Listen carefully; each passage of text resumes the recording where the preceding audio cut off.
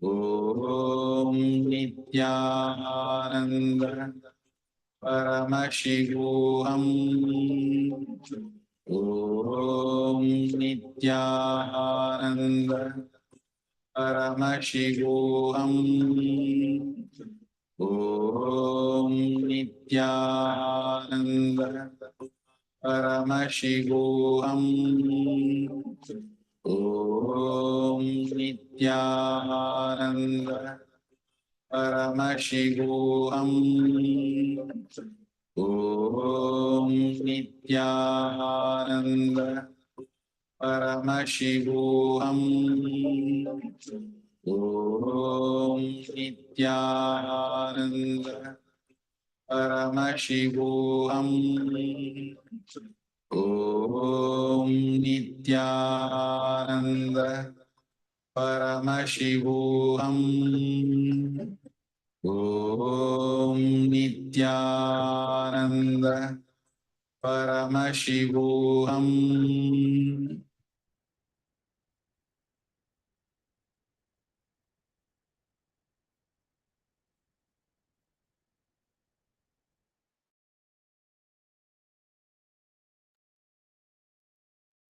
Yes, now all of you please go ahead and share. What is the blood group? Please go ahead and share quickly.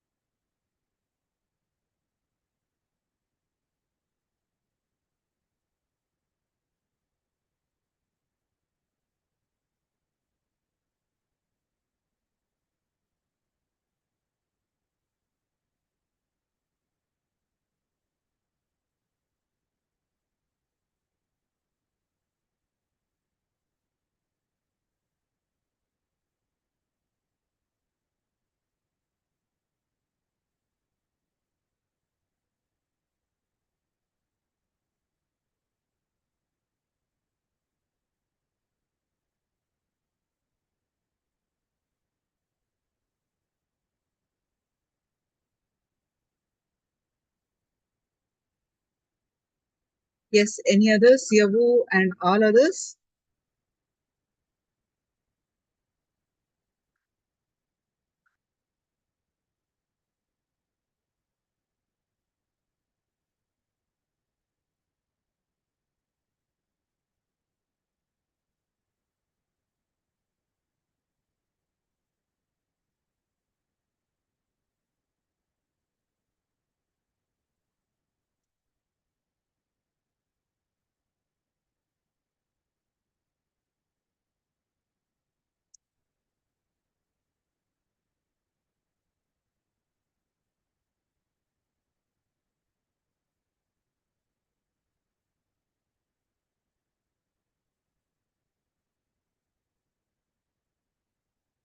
All right, so now let's enter into our next session.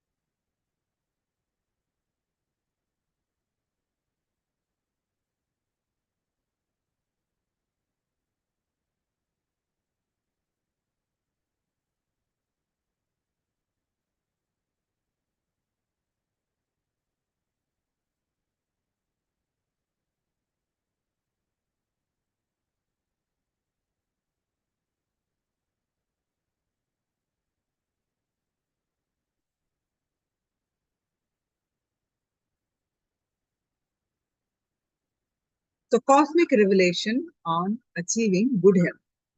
So, if you wish to achieve bodily and spiritual happiness, then be simple in your diet and your daily routine and deeds and observe celibacy.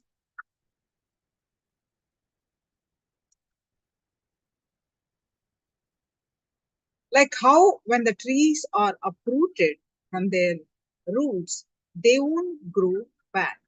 Similarly, the vitiated doshas, toxins, when removed from their roots through the detoxification procedure, will not appear.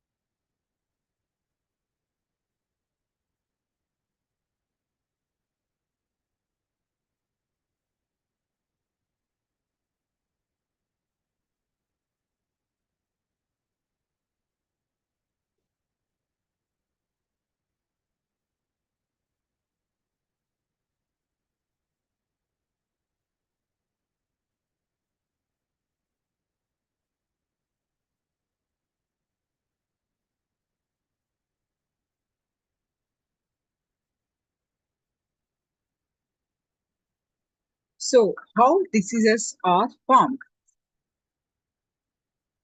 Our body is influenced by the thoughts we entertain about it. Every cell responds to our thoughts and feelings about it. If we feel gratitude towards our body responds by improving our health.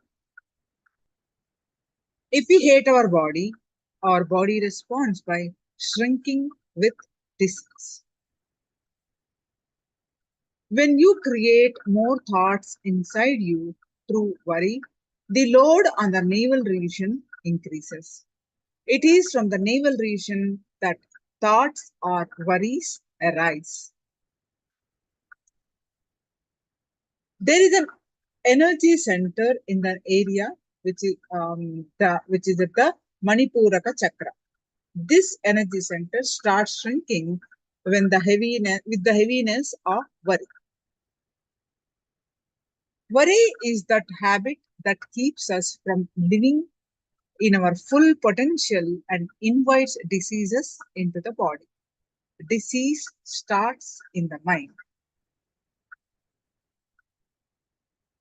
In Siddha tradition, there is a beautiful description. Every time you visualize such a negative idea in your system, then every such time one part of your body does not get oxygen supply.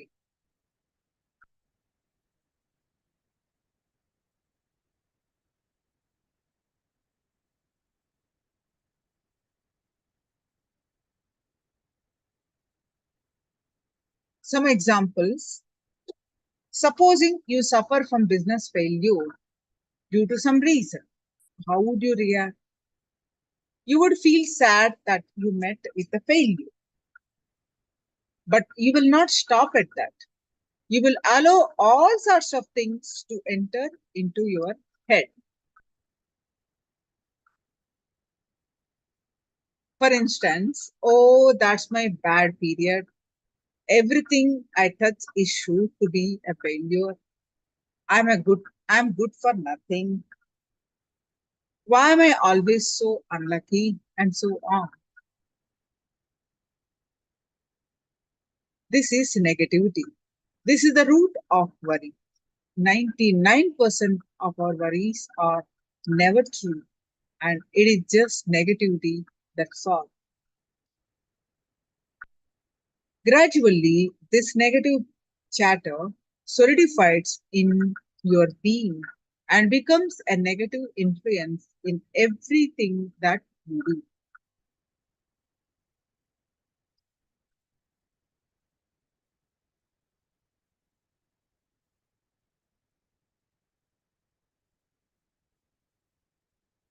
The clinical name for the negative attitude is depression.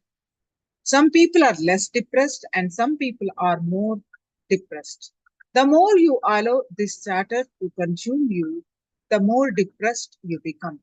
The people who are less depressed feel it only occasionally and that too at a lower degree, whereas the people who are more depressed feel it most of the time in a severe fashion.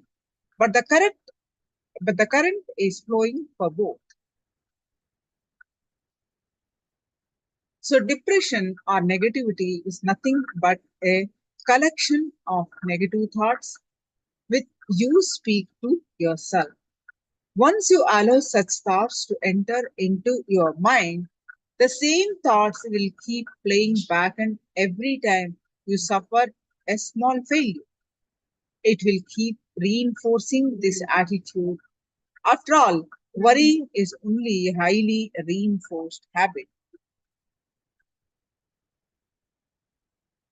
Remember, the mind is an excellent recording system. It stores your negative thought patterns, your complexes, and your worries. Whatever you teach the mind, it learns and repeats faithfully. This is how you create a solid mental makeup of negativity. Be very careful what you tell your mind. We always take so much care in how to speak to others, but we never care about how to speak to ourselves.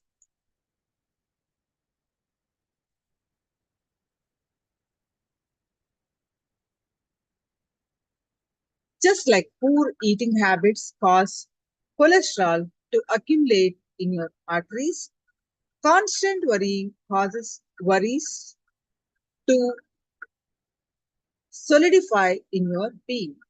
In the same way as cholesterol creates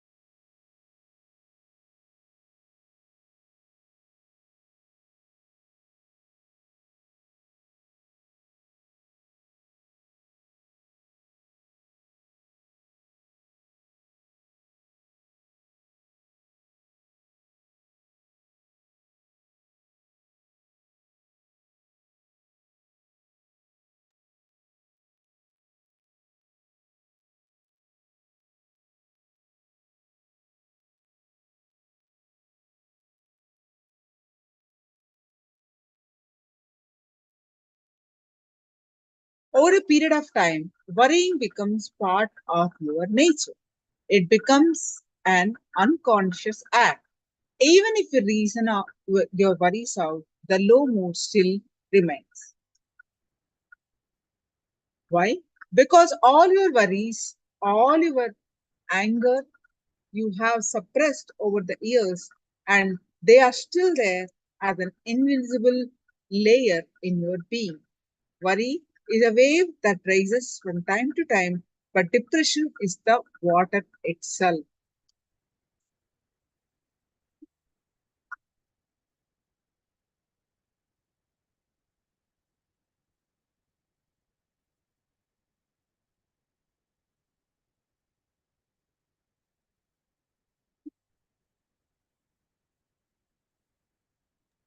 Breakfast. All of you had your breakfast. So we'll have to do a preparing technique before entering into the technique. Because today we are going to work on deeper level energies. Your body should be empty. Empty means doesn't mean that you should not eat. You should not feel heavy. You should not feel heavy. Sometimes even if you fast, you will feel heavy. If you observe, you can understand, even if you fast, even when you don't eat, you will feel heavy inside. Feeling heavy is what disturbs the meditation process. Now we'll work how to feel relaxed. Now we'll do a simple meditation technique to feel light. Means whenever the Jadaragni, see, you have a Agni in the navel. As long as that Agni burns, you will be alive. Once that Agni goes away, your body will be put in the Agni. Once that Agni disappears, your body will be put in the Agni. The Jadaragni is active, alive. Whatever quantity you may eat, you will feel light. If the Jadaragni is not alive, even if you are fasting, you will feel heavy. You will feel dull. Actually, fasting is supposed to be done to make the Jadaragni alive. When the Jadaragni is alive, whatever unnecessary things you collected in your body, extra load, whole thing will be burned. Whole thing will be cleared. This is the technique to awaken the Jadaragni. Of course, if I start explaining all those things, it will take time. Just understand the concept. Let us straight away have the meditation. Because most of the time I have seen, people are so happy when they read menu card. They are ready to spend their whole day talking about meditation, but not interested in doing meditation. Talking about meditation is so nice. You can always fantasize as if you are sitting in a beautiful garden on a rock, in a straight Padmasana posture, centered on yourself, completely relaxed. You can fantasize. But when you sit there in the real place like that, only then you will understand the mosquito and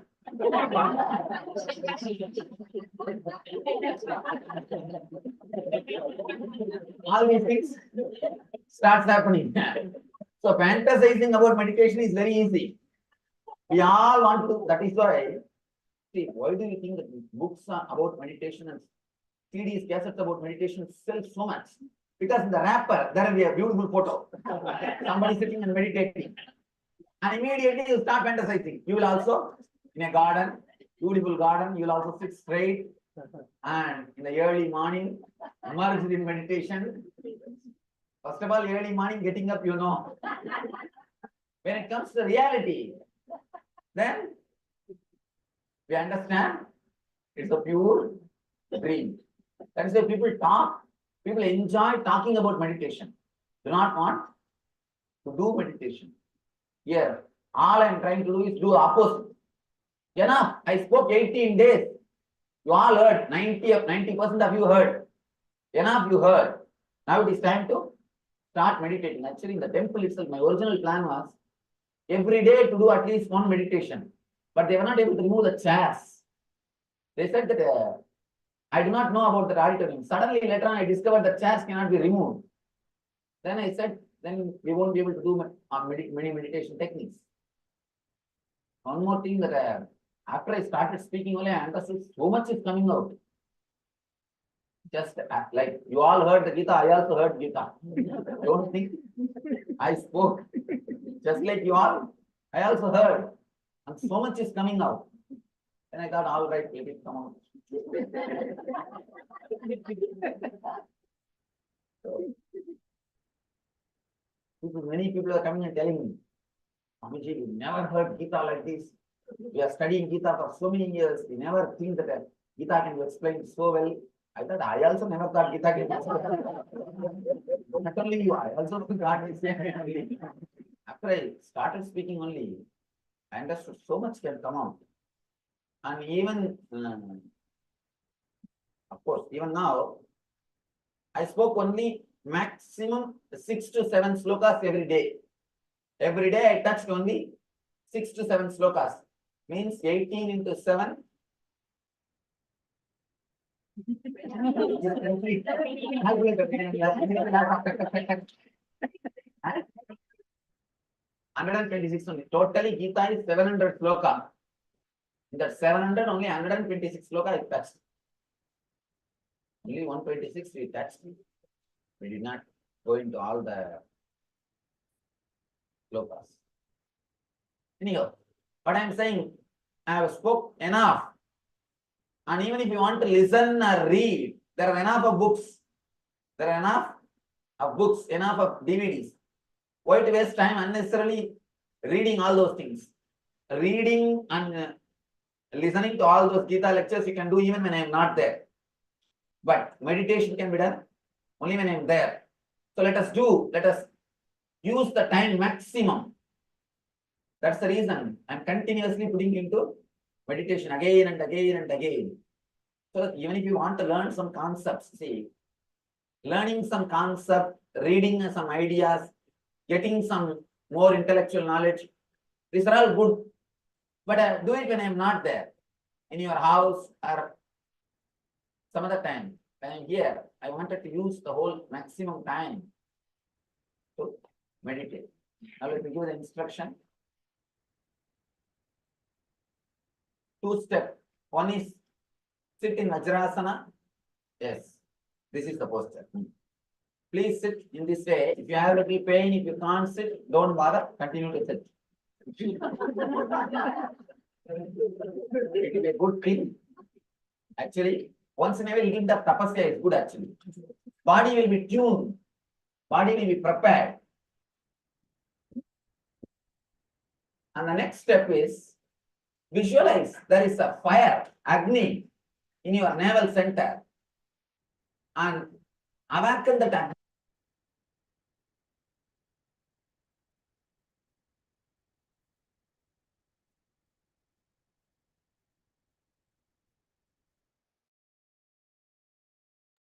We'll be learning about this technique in detail, and the following meditation two together we'll be doing shortly.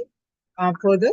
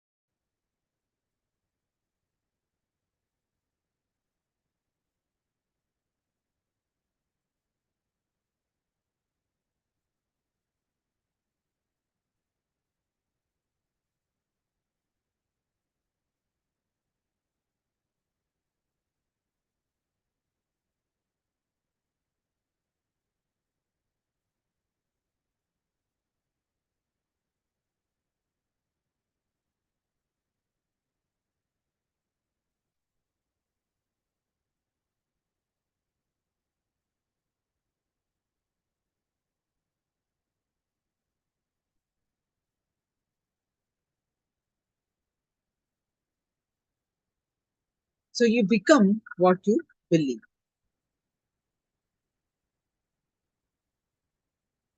A small story, an experiment that was conducted in the University of Chicago in USA. A young, healthy, and intelligent man wakes up and gets ready to go to work. His wife looks at him and tells him, "You're looking tired. Are you all right?" He feels irritated by her comment and tells her to stop imagining things and leaves. As he takes his car out of the garage, his neighbor is watching him and shouts out, "Are you feeling well? You look out of sorts." The man is surprised this time, but tells him that he is all right and drives out. He reaches his office. As he walks in, the receptionist looks at him with a concern and says, "Sir, you look ill. Why did you come to work?" The man replies, "Well, I think I'm fine. Let's see." And he goes to his office. He starts to work, and a colleague enters and says, "Hey, you look awful. What's the matter? You have fever or something?" Now, this is too much for the man. He begins to feel uneasy and sick. Just then, his boss calls him and he goes in. The boss takes one look at him and says, "You look really unwell. Are you sure you can carry on today? Why don't you go and see the doctor?"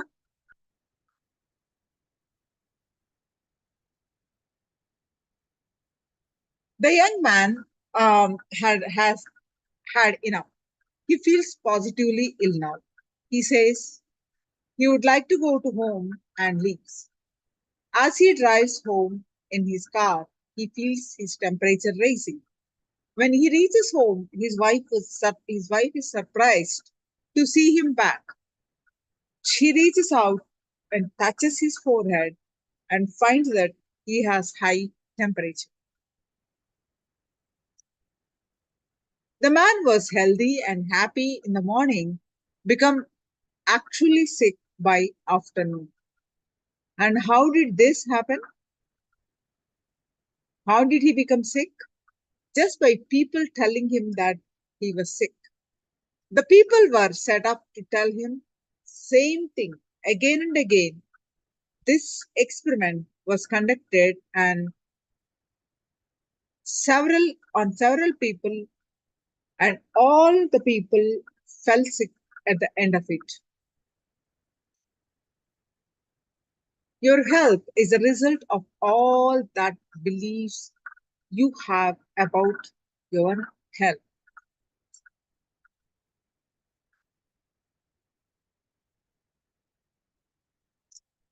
Your beliefs, even if they are passive, can build disease in you.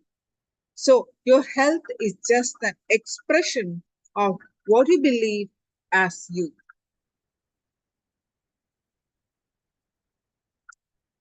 So, if you believe, "I cannot walk fast, I'm only always slow, I cannot lift weight," just the belief are enough to build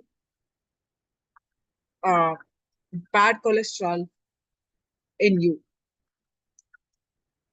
So, your beliefs, even if they are passive, can build diseases in you, can build negativities in you. So your health is just the expression of what you feel, what you believe as you.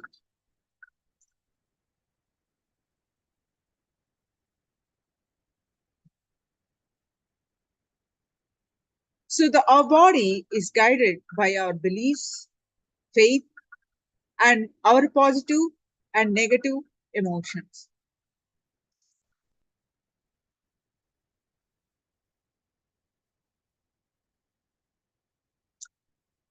Whether your health or disease or medicine, it is all what you feel as you passively.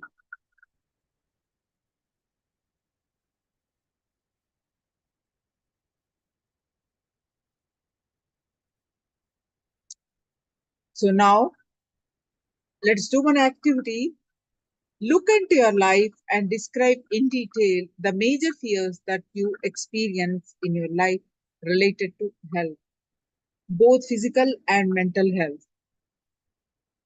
You may have fears, for example, I may get heart attack because my father had it. I may not I may get diabetic because my mother had it. I may get cancer because my elder brother had it. The way I'm eating, my stomach is going to burst out one day. The way I'm living, I am going to die only in heart attack. So let's do one activity, and that's the first step. Second step, look into your life and describe in detail the major guilts that you have in your life related to health, both physical and mental health. For example, many times you want to work out, maintain your diet, keep yourself healthy, but you will fail after 1 week. You may want to stop smoking, but every time, 11 times, you will be stopping, meaning 12th time you are starting. So you may have guilt about that. The next step that you need to go to do is look into your life and describe in detail the major pain that you carry in your life about your health. Sometimes it's physical, sometimes it's psychological, both physical and mental health. Oh, I have a back pain, and so on.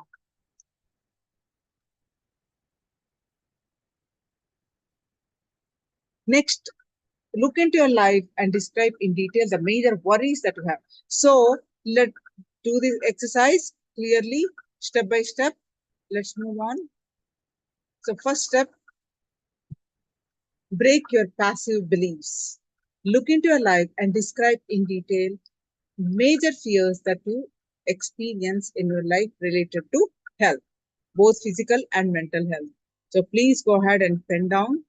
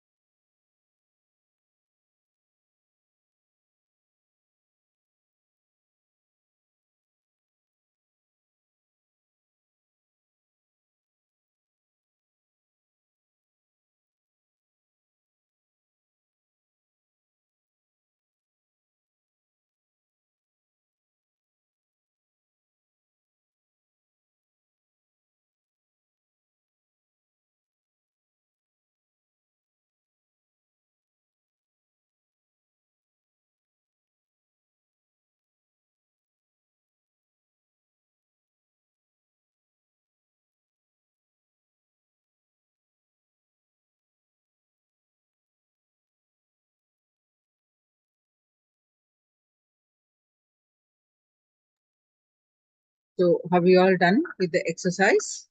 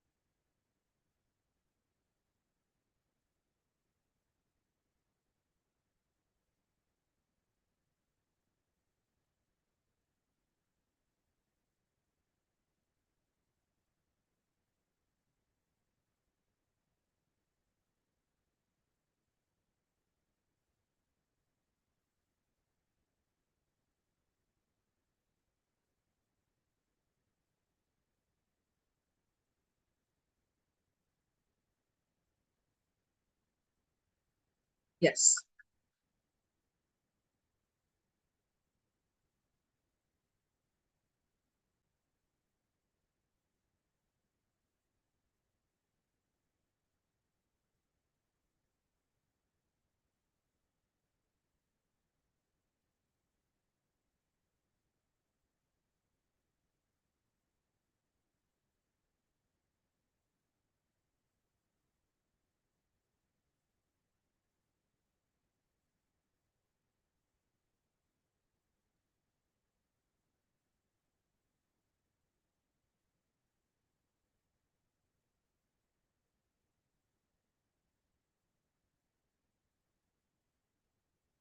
So the word yoga, let us analyze the word yoga. In Sanskrit, the word yoga literally means uniting. So to become one with, again and again, all the Eastern mystics have declared that we are energy. The body is just not a biomechanism as we think. Body is an expression of energy. In the Eastern system, we call Annamaya Kosha. The body, the outermost layer, the physical layer. The body is the sheet or outer shell of energy.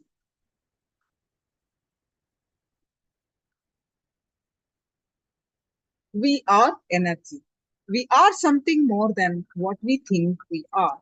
Having a direct experience or communion with that energy is what is called yoga. Meditation is the technique to achieve that yoga. And the word yoga should be understood very deeply. It is not just something to do with the body. Moving the body, performing the asanas, etc. can help, but it is not the end. Meditation is the technique to achieve the state of yoga. Yoga is the state with which can be achieved through meditation.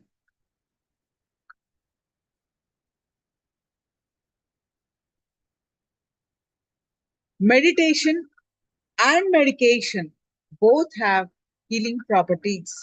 When we say healing, we mean being complete, achieving our wholeness, reaching the complete fulfillment, self realization.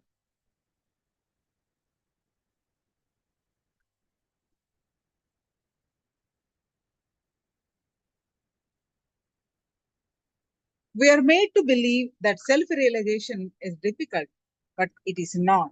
Let us now look into some concepts. First thing, by our nature, our body is pure intelligence. It is not just biomechanism, it's a force plus intelligence. It can respond to every single thought of our mind.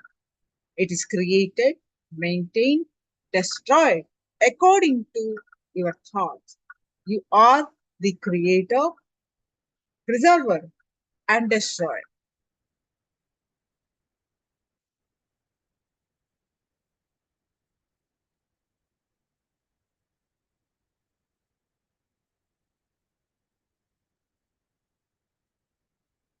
Second thing, reaching and achieving the zone of intelligence or the space of consciousness is the goal.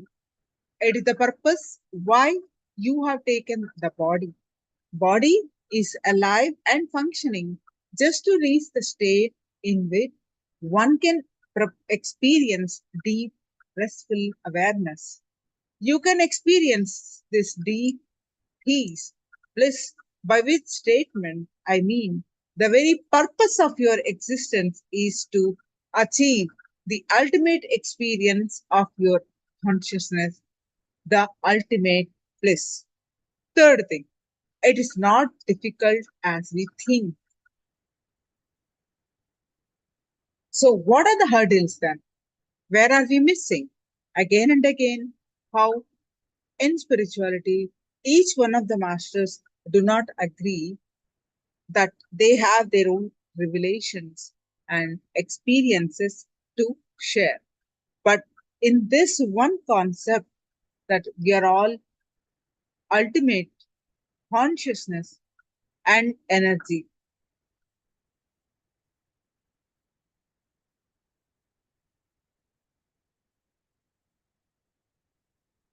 But this one concept that we are limited consciousness and energy, they all agree from all the cults, religions, sects, etc. So let us look at the few of these things that we are doing to hinder the bliss happening in our body. We accumulate too many negative emotions or toxins in our system. Our body is not just a material as we think, it can hold the energy. It can hold thoughts, memories.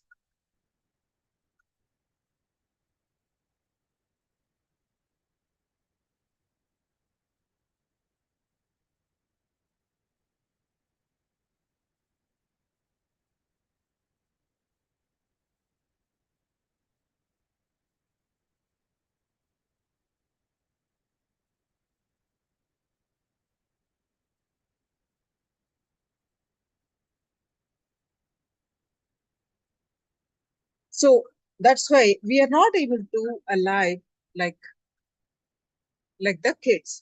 People often ask Swamiji how to bring up kids. Swamiji says, relax, they will grow automatically. Actually, we don't bring them up, we bring them down. We drag them down from their blissful awareness or deep ecstasy. Again and again, we infuse the negative emotions and stop experiencing ecstasy.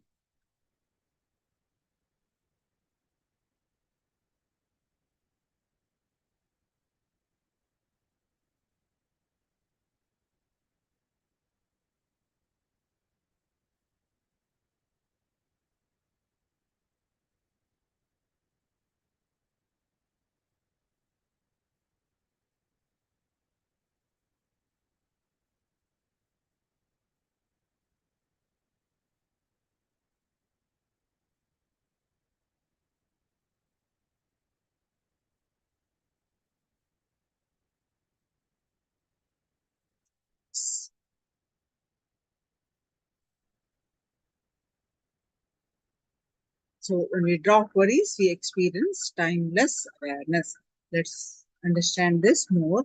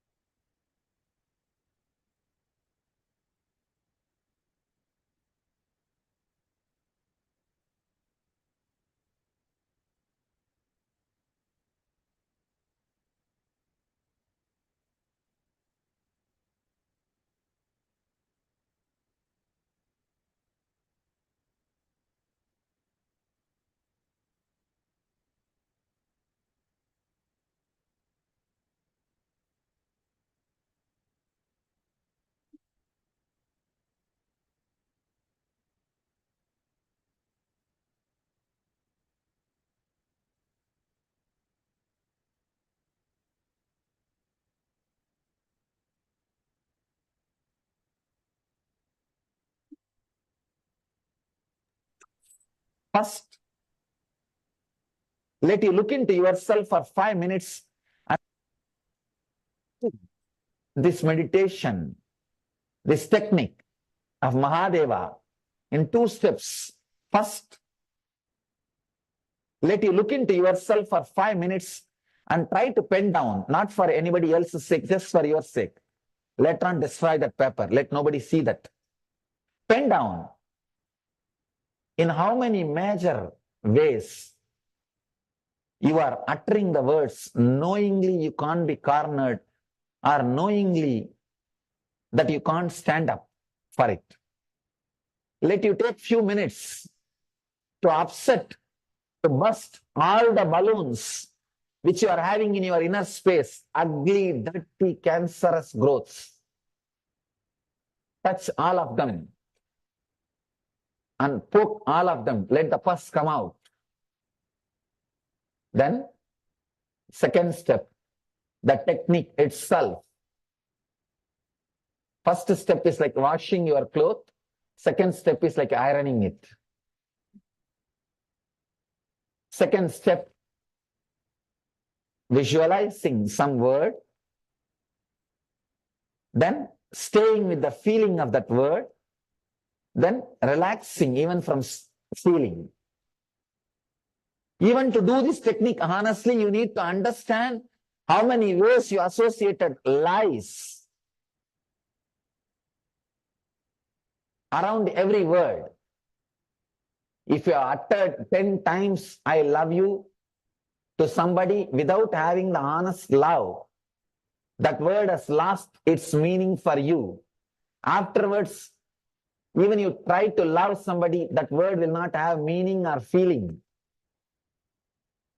You have lost the great dimension or the feeling of loving somebody. That very possibility is dead in you. That's the worst thing can happen to you. People come and tell me, I know I should be devoted, I don't know how to bring devotion. Means what? At least 100 times you would have uttered the word devotion. I am devoted, I am devoted, I am devoted, knowingly that you don't have that. Then, mind has lost that very aspect of giving meaning to that word devotion or feeling the experience devotion. You become dry.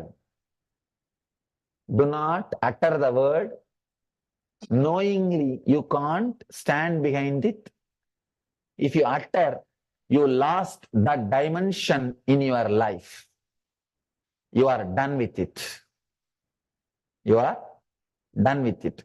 If you utter the word, I love you, without loving that person 10 times, you lost the dimension of loving somebody from your life. Every step, the lies which you created has reduced you, has cut your dimensions. It has made you handicapped, psychological handicapped. Physically being handicapped is also not so worst. At least others will know, you will have the sympathy. But psychologically being handicapped is the worst thing. Much more than psychologically being handicapped, it is spiritually being handicapped.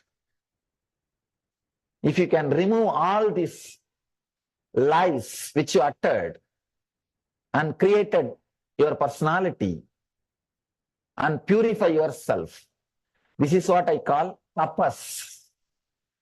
Flooding yourself with the truth. Whatever can be washed away, let it be washed away now itself. The earlier they are washed away, better for you. Let you know, at least in your inner space, how many buildings you built on lies. How many ways your foundation was a lie. How many dimensions was lie. At least look into yourself. To flood yourself with the truth. To come out as a new being. Now we will enter into the Mahadeva's technique, two-step. If you have paper and pen, take it. Why I am asking you to write for yourself, otherwise you will not remember.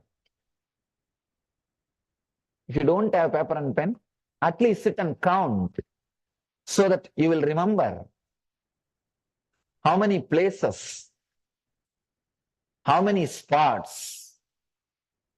Just 5 minutes of looking inside to clean your inner space.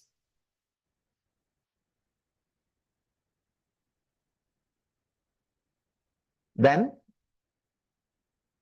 we will enter into the meditation. You can sit with closed eyes and look into yourself. Please close your eyes and first search and seek, identify in every step how many places you built yourself with lies, on lies, uttered the words knowingly. You are not that. You are not going to stand for it. You are not fulfilling it. Just close your eyes and look into yourself.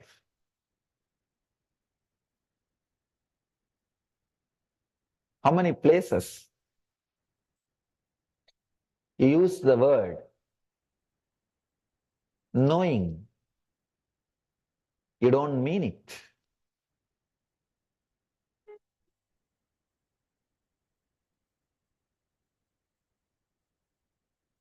It may be painful, it may be little suffering, it's okay, go through. See the truth, at least let you know.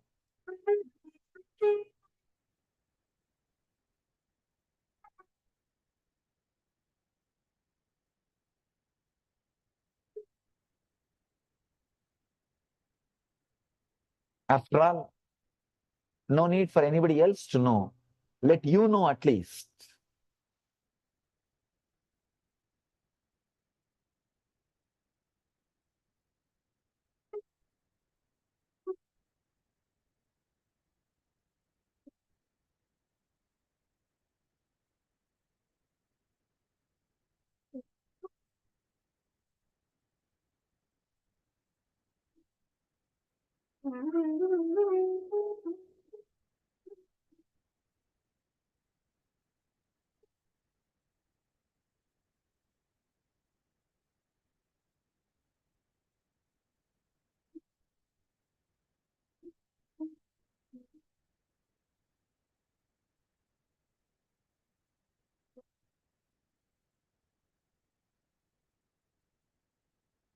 Even if it was painful, it is painful. Look, do not avoid just because it is pain. Wonderful chance to look into yourself.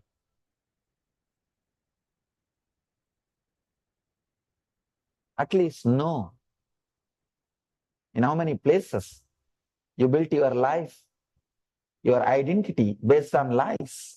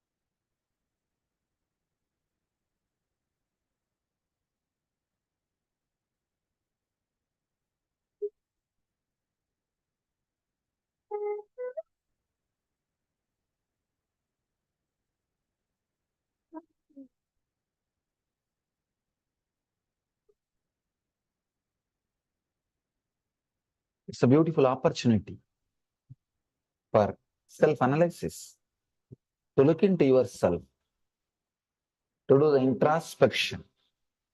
Look, don't miss this opportunity.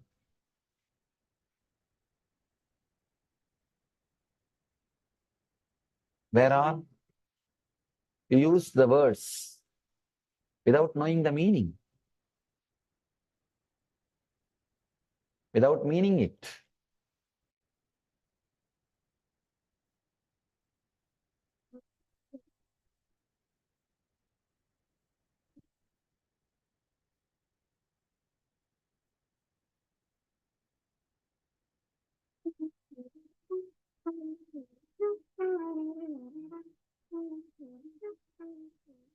Now we will enter into the technique. Just read what you have written. You can open your eyes.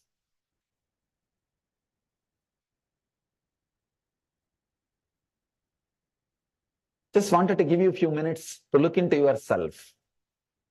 Try for next 21 days not to use any word which you do not mean. Do not use any word knowingly that you can't stand for it. Knowingly, just because nobody can pin you down, nobody can corner you. Never use the words. Then this technique will work on you. Now we will do this technique just to learn. But this technique won't work on you now unless you clear your inner space.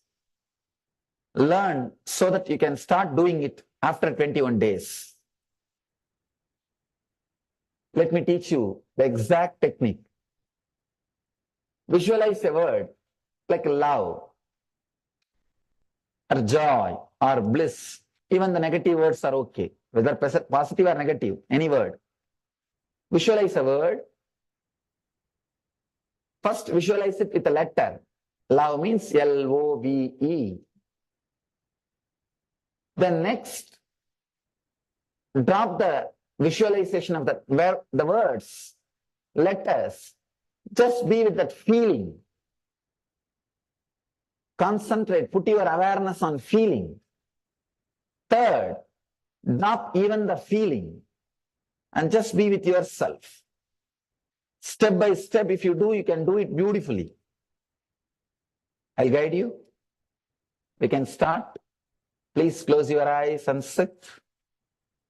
Lights off.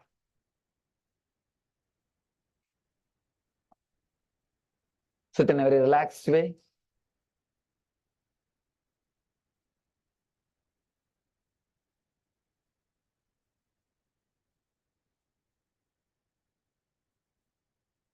Remember any word, love or bliss, whatever words, whatever word you may want, you can choose.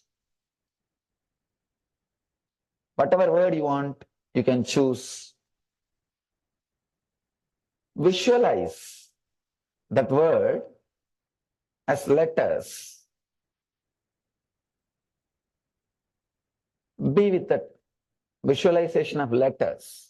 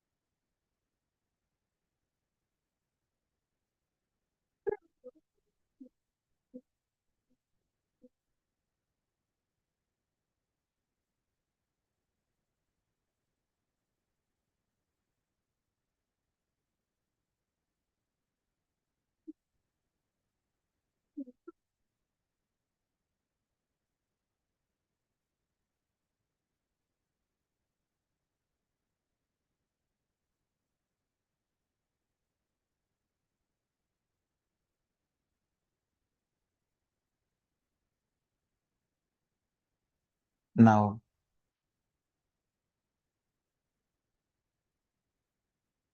relax from that visualization of the letters. Just feel that as a sound, just as a sound. Repeat that word just as a sound, not as letters, just as sound.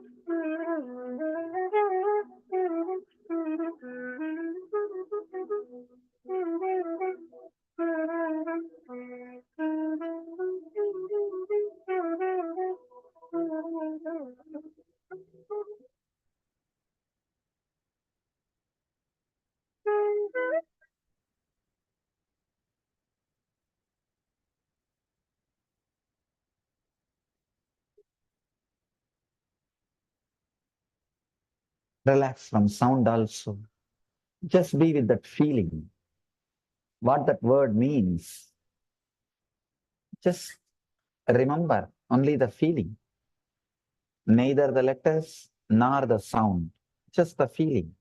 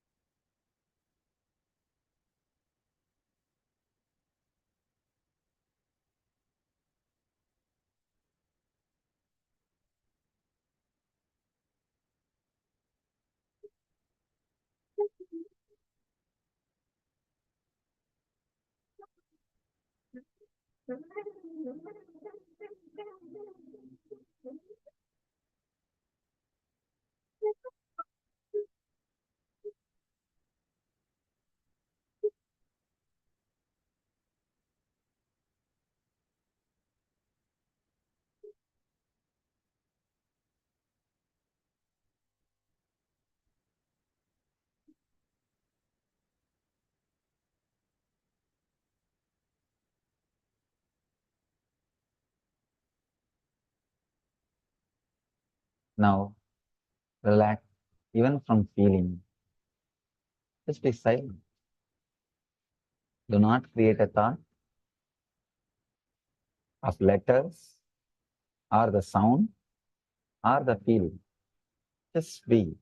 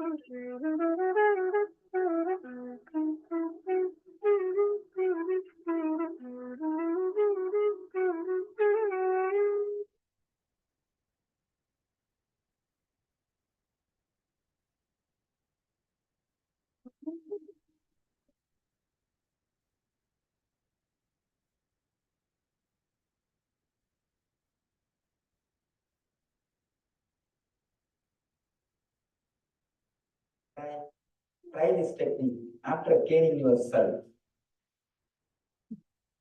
At least for 21 days, live with the truth.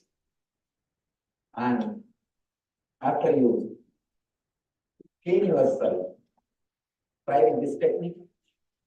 Such a powerful technique. It can straight away transform you and put you in silence and bliss. As Shiva says, be free, be liberated. When you are liberated, life is celebration. Let your life become liberation and celebration. Let you all achieve and radiate the eternal bliss, Nithyananda.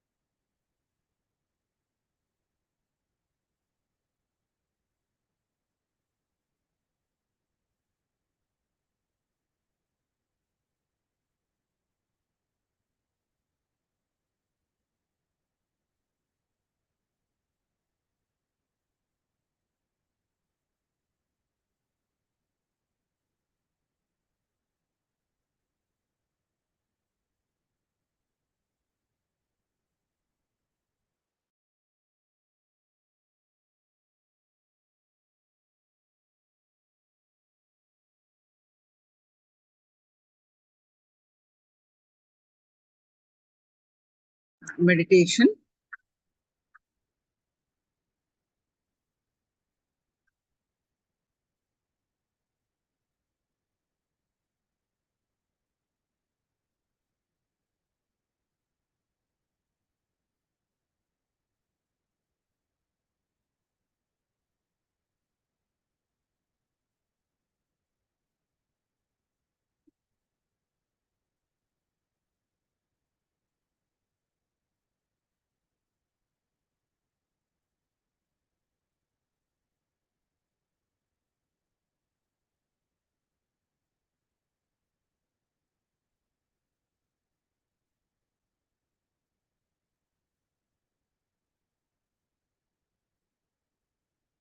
So there is this technique, this meditation technique has 3 parts in it.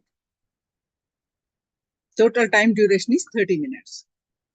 The first thing is we are going to do a kriya. I cannot call it a meditation because the word meditation has got a different meaning. From the Ayurveda system, it is 30 minutes kriya. It is related to bioenergy. First thing, you will continuously shake the body for 10 minutes. Shake it continuously. Don't allow even a single energy center to rest. Take the 74 energy centers in the body, out of which 10,000 are in the head. So, but from birth to death, you use only 13,000. Shake wildly. Let your body become like a liquid. Then, next step, as of now, it is solid and tense like a stone, which is why the energy flow is proper and self-healing does not happen. You never let the breeze in. So here, by shaking the whole thing, your whole body will become like a technique. Anybody having a heart problem or pregnant should not do it. Shake all the body, head, neck, every part for 10 minutes. Next 10 minutes, create whatever sound comes to your mind, like mad, vomit, the irritation inside you normally, and the catharsis by waiting for people to make a mistake. We don't feel comfortable wherever we go. A party, house, office, we are continuously watching with irritation. So because we don't feel comfortable with anything, you try to maintain your status and are bothered. This amount of irritation inside you by protecting your status tenses you. Now, if you relax, it will be easy for you to self-heal, to remove the vata, pitta and kapha.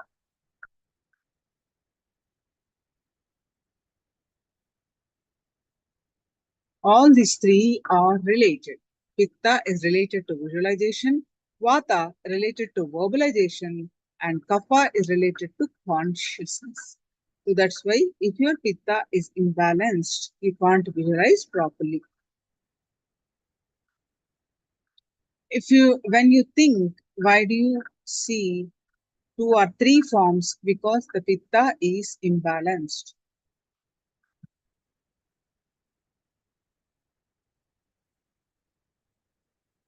One guy goes to hospital with his friend. Friend is fully drunk and lying. One fellow is too drunk.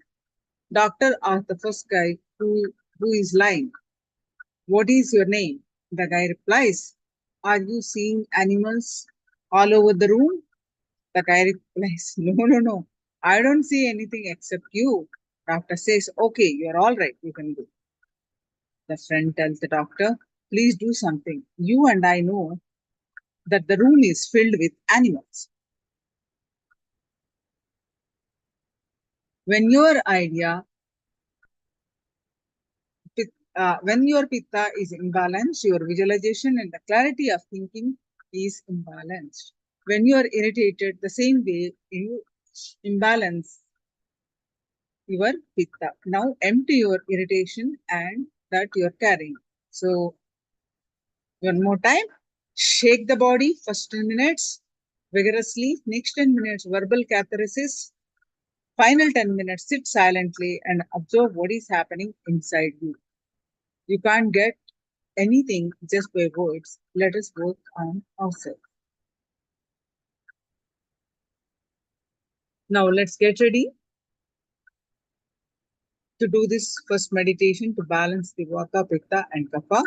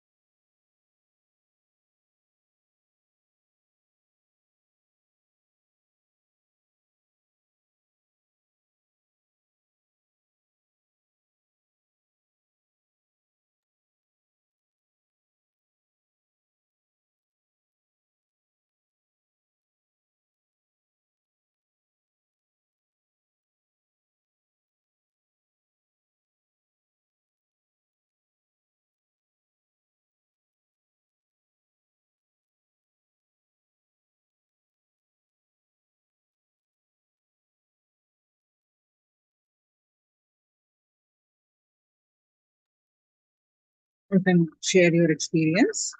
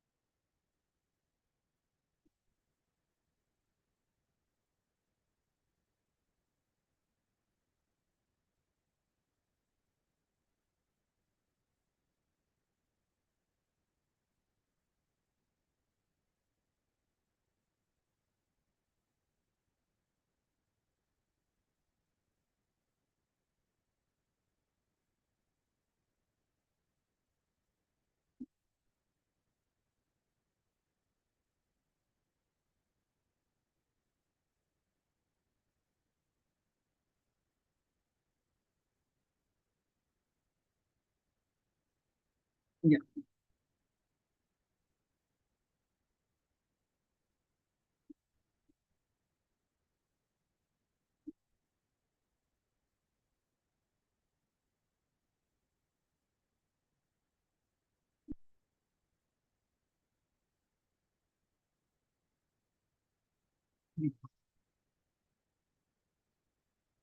That's right. You're right, Xavier. That's wonderful.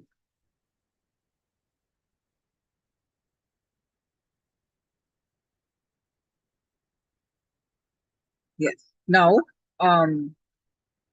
today you're going to receive healer's initiation. Healer's initiation, where you can heal yourself. That is first level. You can also heal yourself and heal others. Second level. You can take any level initiation, first level or second level.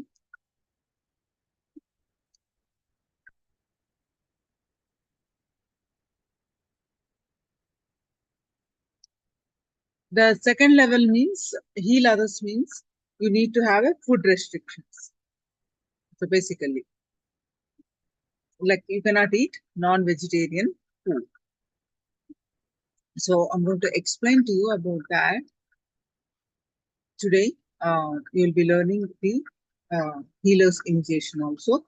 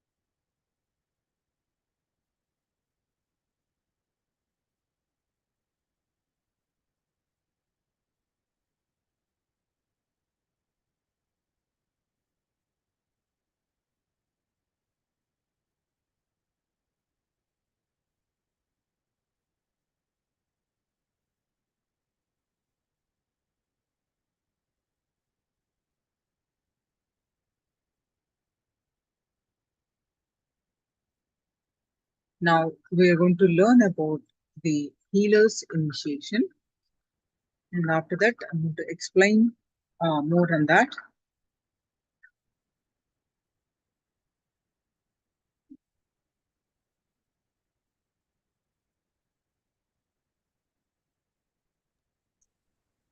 Let me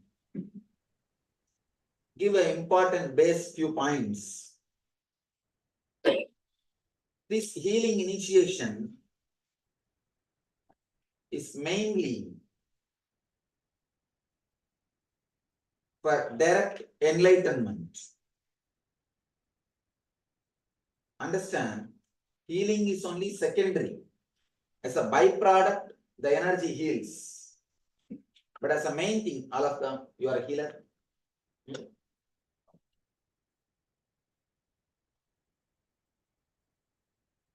But as a main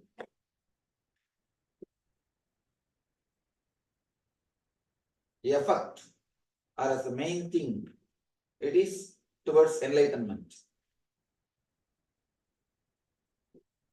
First thing, by this healing initiation, you take the oath, you understand, you will serve the society. Be very clear. All of you have signed the healer's oath. Did you see the healer's oath? First line says, you will serve whomsoever comes, even if your mother-in-law. Even if it is your mother-in-law or father-in-law, you have to heal. You cannot say no. Sincerely think once more before taking the initiation. Your worst enemy, even if he comes for healing, for initiation, will you be able to say yes? Will you be able to heal? Yeah. Decide that. Because, see, as long as you are just a devotee, no need for any big spiritual understanding. See, for ASP, NSP and all, you can come and you can go, and after that you can completely forget about me. There is nothing wrong. That's a lot of people do that. I have seen once actually, one person rang up something like this when I was staying outside, and a call directly came to my room, and he's asking about the complete ASP details. I spoke everything, and then he asked, will the Swami himself take? I said, yes, he himself will take, and all the details. And he asked, when can I meet the Swami? I gave the time that after the ASP, next day morning, you can meet him and all those things. Are you sure I can meet him? I said, yes, you can be sure he will be there. Am I talking to any responsible person? He's asking whether I'm talking to secretary or a proper PRO. Then I said, no, you are talking directly to Swami. The person had the shock, and I kept the line. One guy rang up, but he knows that he's talking to me. He asked, I have a serious problem, Swami, you have to solve me immediately. Please save me from this problem or something. He started crying. I said, don't bother. Come tomorrow morning. I'll take care. No, Swami. I have seen all these things. No, you have to solve immediately. I said, all right, I'll take care. Don't worry. But tomorrow morning, come and see me once, so that I'll see that everything goes well. No, tomorrow morning I have to go to office. Now he says, if you don't solve the problem, I will die. But tomorrow morning he cannot come because he has to go to office.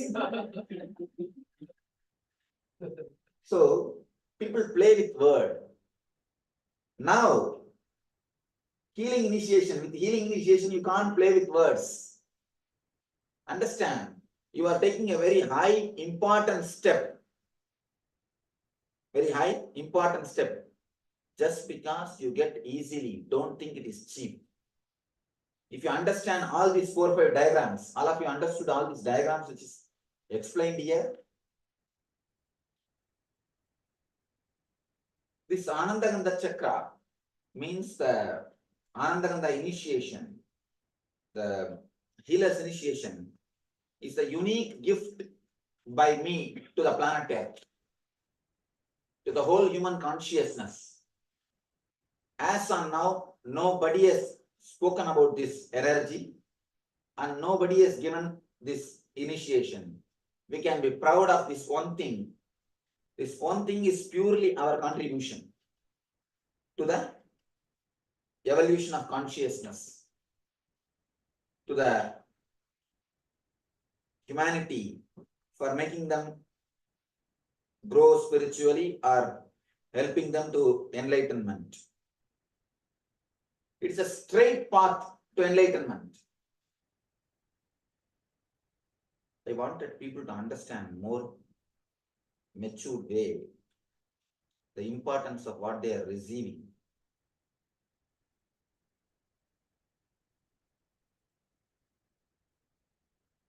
First, let me describe Shaktidharana.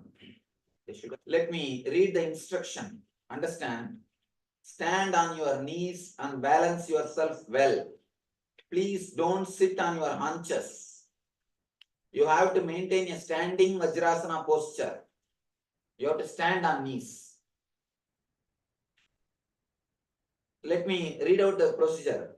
Close your eyes and raise both hands upwards towards the sky with palms facing skywards. Tilt your head slightly upwards. In this position, feel the existence flowing through you. Visualize that a light beam of existence is flowing through you. You can visualize my blissful face to start with. Just like how a miser is at his peak of energy when counting money, or a lover is at his peak of energy when he's with his beloved. So also is a master is at the peak of his energy when laughing or smiling. That is why I tell you to remember my blissful face and allow the energy to flow through you. Stand in that posture and just remember my laughing and just feel that existence energy is flowing through you like a light beam. Visualize, that's enough. It will simply happen because the moment you are initiated, you are connected live with me. You get a direct heart line or a direct live connection with me. You don't have to worry at all whether I will feel it or not. Just do it. Within 1 or 2 days, you will start experiencing the energy because now you are going to be initiated. Once you feel overflowing, once you feel you are full, then bend. Then just bend like that and put your head on the earth. Also, it is better you think of me than allowing your mind to wander and think of something else. As the energy of existence flows down your arms, you will feel tingling sensation, a gentle vibration, or a slight tremor in you. It would be as if a tender leaf is dancing in the breeze.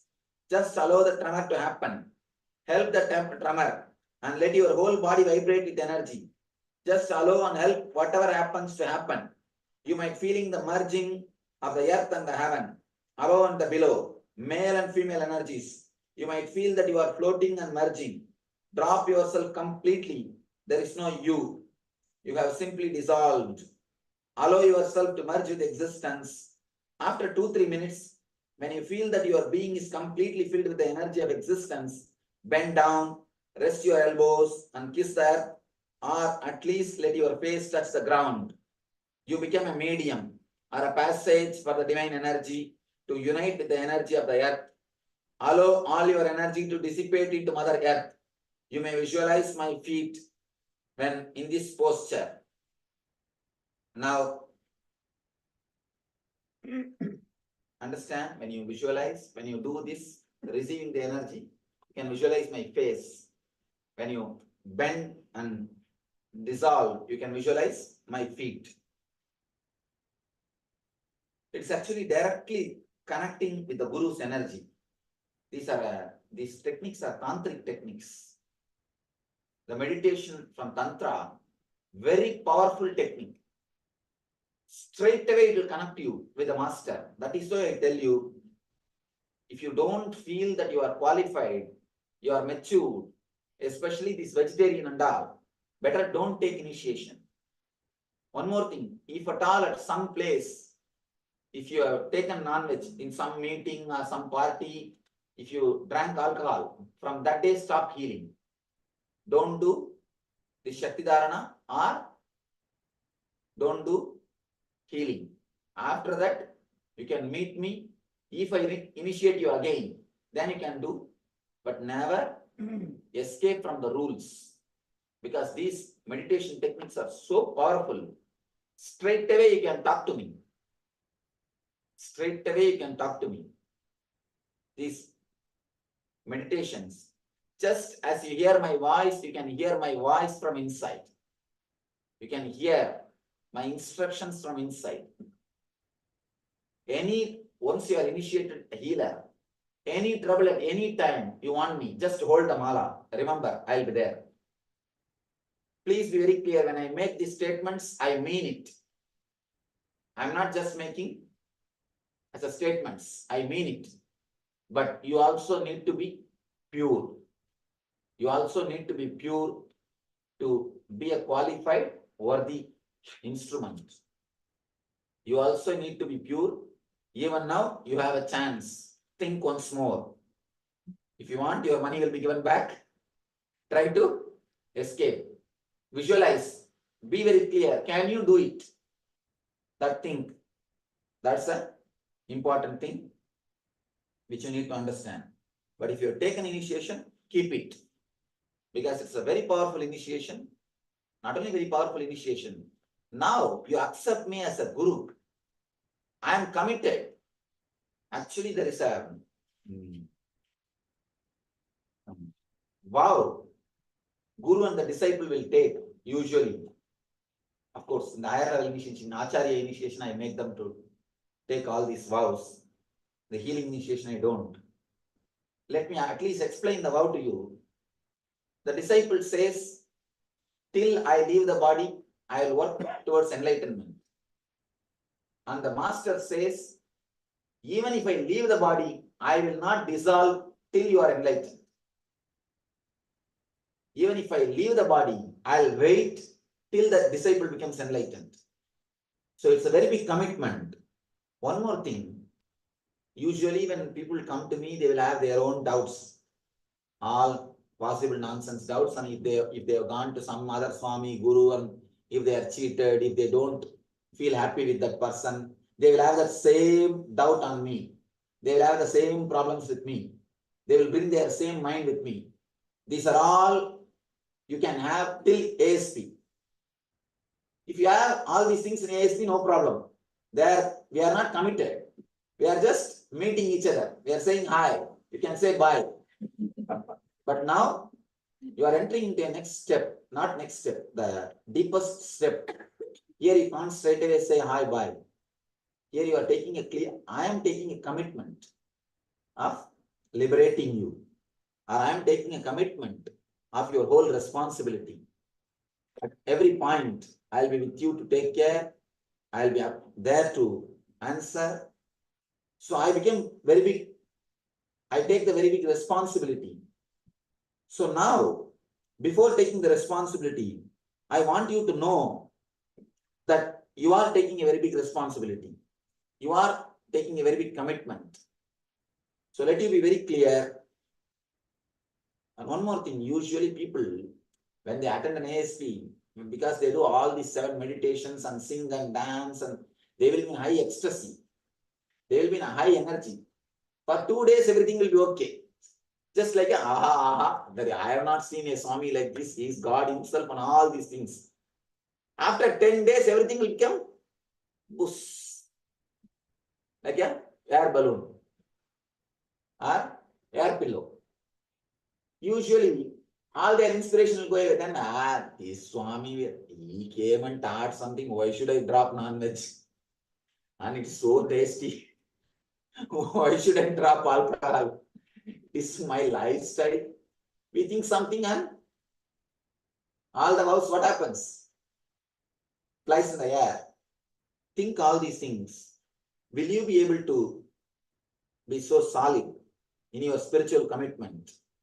And will you be able to really honor the commitment? One more thing. If you don't take initiation, nothing wrong. Nothing wrong. But never disrespect it after taking. See, if you don't have kid, no problem. But never abuse it after giving birth. If you give birth, you have to give food, you have to take care, you have to do everything. That's the reason I'm telling you, think twice. Let me read the instruction. This meditation purifies the blood. It clears all the blockages and pain in the body.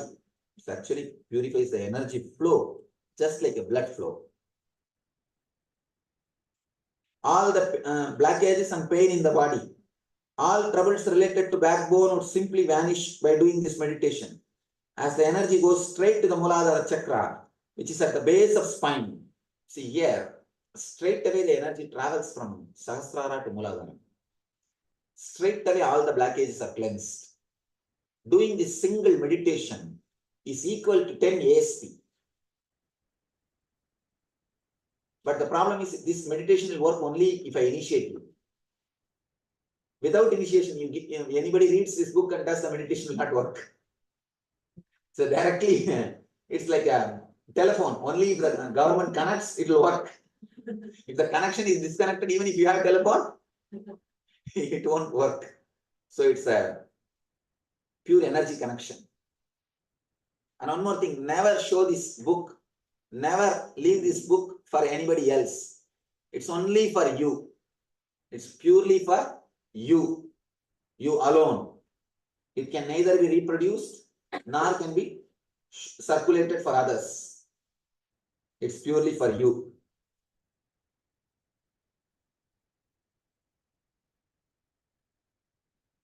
If you wish, you may do this more than 7 times, but if you do this less than 7 times, you will feel restless and unable to sleep because the energy flow would not have penetrated all the 7 chakras. After completing the meditation, go to sleep in the same meditative mood. Just fall asleep and the energy of existence will be with you. You will be engulfed by it. The sleep that follows this meditation will be intense and dreamless. You will feel fresher, more energetic, more vital than ever before when you wake up at the next day morning. At least 7 times you have to stand up and bend like that. Do the whole meditation. There is some music also. You can use that music. All of you will be given that music. This is a very powerful meditation technique. When done consistently, not when done, you have to do consistently. It's a compulsory for all the healers. Before going to the bed, you have to take at least 20 minutes. This takes hardly 20 minutes, not more. Usually it takes only 20 minutes. Understand? Night before going to bed, you have to do this meditation. If you think, no, I don't have time to do a 20 minutes meditation and all, then better drop initiation. You have to do this 20 minutes meditation before going to the bed. But one thing, if you do it 2-3 days, then you will understand the power of it and you will never miss it. You yourself will never miss it. It will be so, when you get up early morning, you will be so fresh, so energetic, you will never miss it. Earlier, the healers, last time, how many are initiated last time healers? Raise your hand. You people did not receive the proper instruction for all these things. Now you should understand. Now you should understand, you have to do. You have to do. Of course, unless you do all these things, you will not have powerful flow. Powerful energy flow will not be there. As of now, what you are healing, you can heal only one or two headache, 1 or 2 knee pain, that's all. Only when you do these meditations properly, you will be a powerful healer. Our healers in India, they heal even cancers. Malignant tumors disappear. So powerful. Of course, when you do follow all the procedures, if you just these 2-3, be vegetarian, don't drink alcohol, do this meditation, that's all. And you'll be such a powerful healer. And you'll be radiating energy.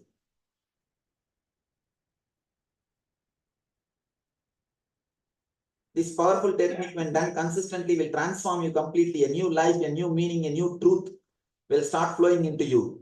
It's a wonderful technique that keeps the connection between you and me alive all the time. It's a technique that takes you again and again into the Parashakti or cosmos. You will experience joy and each day will become a celebration.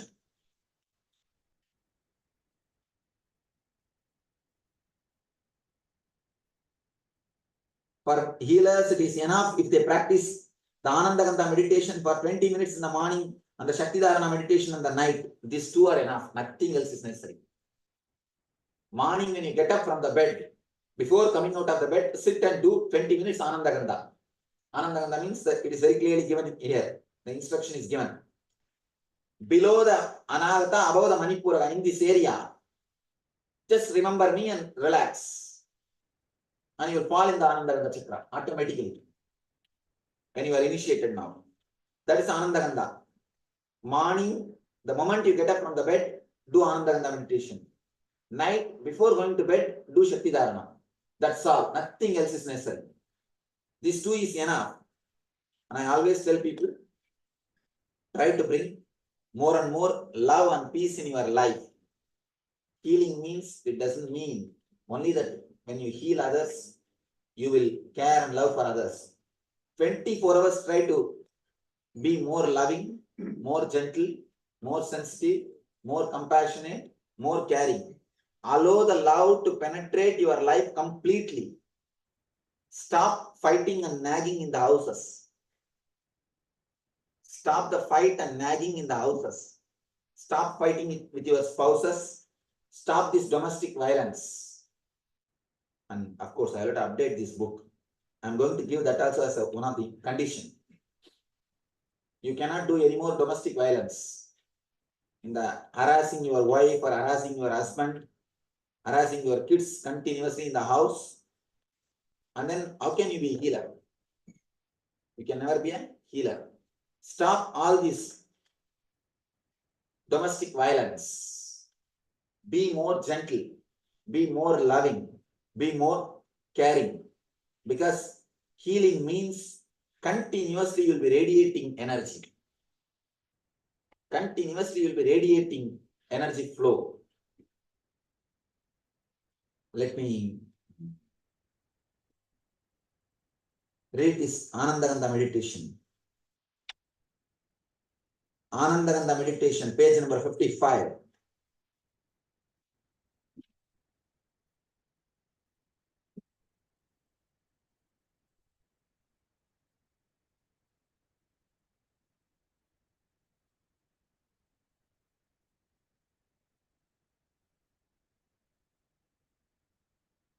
Anandagandha meditation. I am going to give the instruction of the meditation. Here, just listen. You don't have to do now. Listen. Please close your eyes, sit straight and cross-legged on the floor. Those of you who cannot sit on the floor may sit on the chair.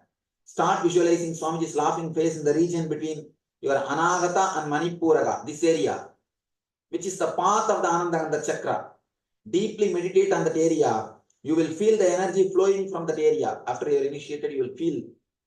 Just relax into that energy, that's all. Just see from where the thought of I is raising. You will be feeling that I, your existence. Start searching from where the thought is raising. You will see a tremendous energy flow in that area. Just relax in that energy, that's all. When you are initiated, you will start feeling the energy flow. Deeply meditate on that area. You will feel the energy flowing from that area. Relax into it. Feel the body flowering. Visualize your whole body smiling, not just your face. Feel your body blossom. Feel the joyous smile from the bottom of your stomach. Let your thoughts come back to Anandagandha if your mind has wandered anywhere. Suddenly, sometime our mind will go away here and there. Bring it back and keep there. Think of Swamiji's laughing face again. Drop the face. When you start feeling the energy sensation in the Anandagandha, see, when you start experiencing the energy, forget my face. Don't be caught in the form. Drop my form, go into the energy. This is an important thing. You should not continuously meditate on me. I am like a key. Use my form and drop the form and go inside. Use the key, open the door and go inside. Don't be caught in my form. Be caught in the master's form. It is so graceful. It is easy to be caught in the master's form. Don't be caught in the form. Relax into the energy. A lotus blooms just by penetrating the rays of sun. The Kumudam flower blooms just by the rays of the moon. Similarly, the Ananda Gandha of the devotees bloom just by the presence of the master. So,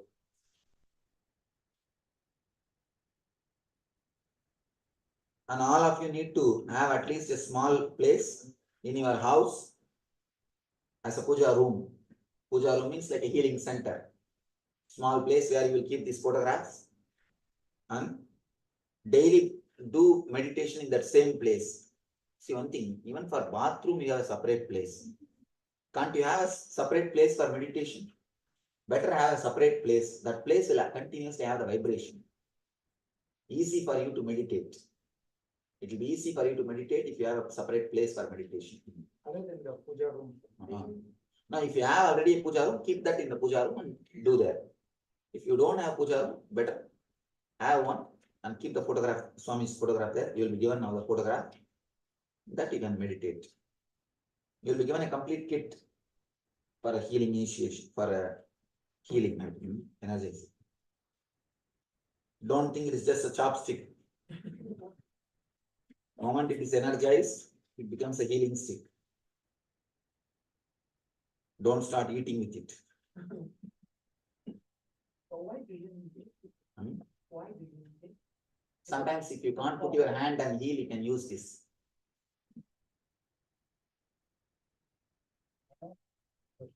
You not be around. You know, through the Ananda Gandha, we are connected to you, to the energy. Let's say we want to have a conversation with you.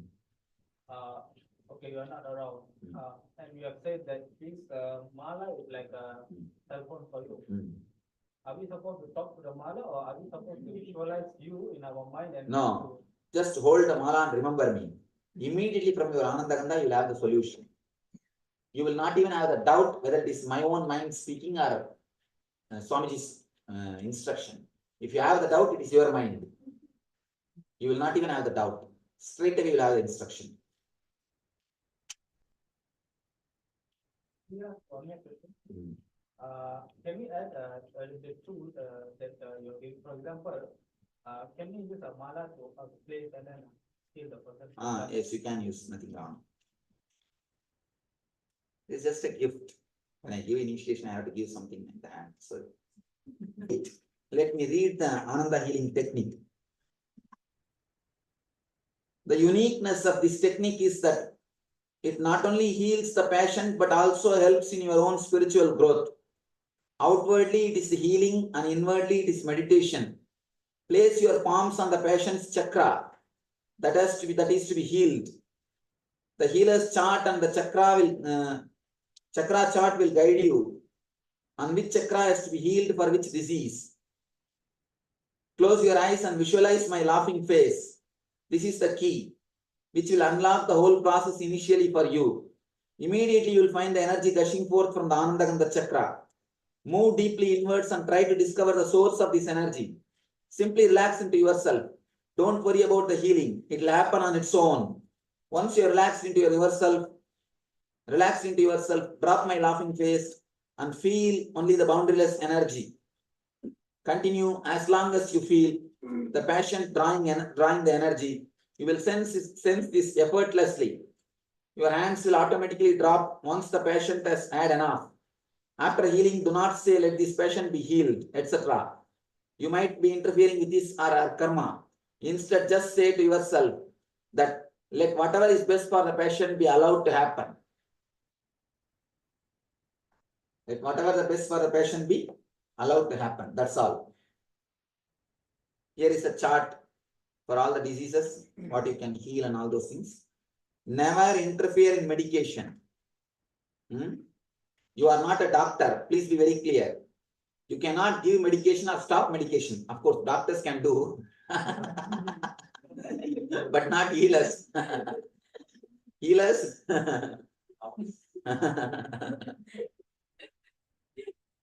No, doctors are legally allowed. You are not legally allowed to interfere in medication. Sometimes these healers, they start behaving like the doctors, as if they know everything.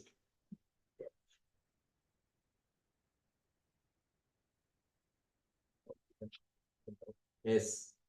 When Any doubt, question, you are welcome. Ask. when I operate, can I use the healing technique? Yes. You can use the healing technique. Or you are a doctor. Use the healing technique. And one more thing, even before starting seeing the patients, just if you sit in the cabin before starting, early morning when you go and sit in the office, just sit and meditate on Anandaganda for 5 minutes. Then start. Continuously, you will be radiating Anandaganda energy. Automatically, you will be healing the patient, but patients will quickly get healed. That is one.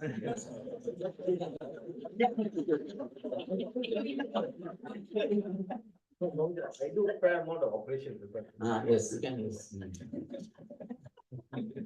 Now, one thing, actually, when patients quickly get healed, they will start coming more. Because the KAILASA doctor, that name will spread. No, you will be really a KAILASA doctor. Huh?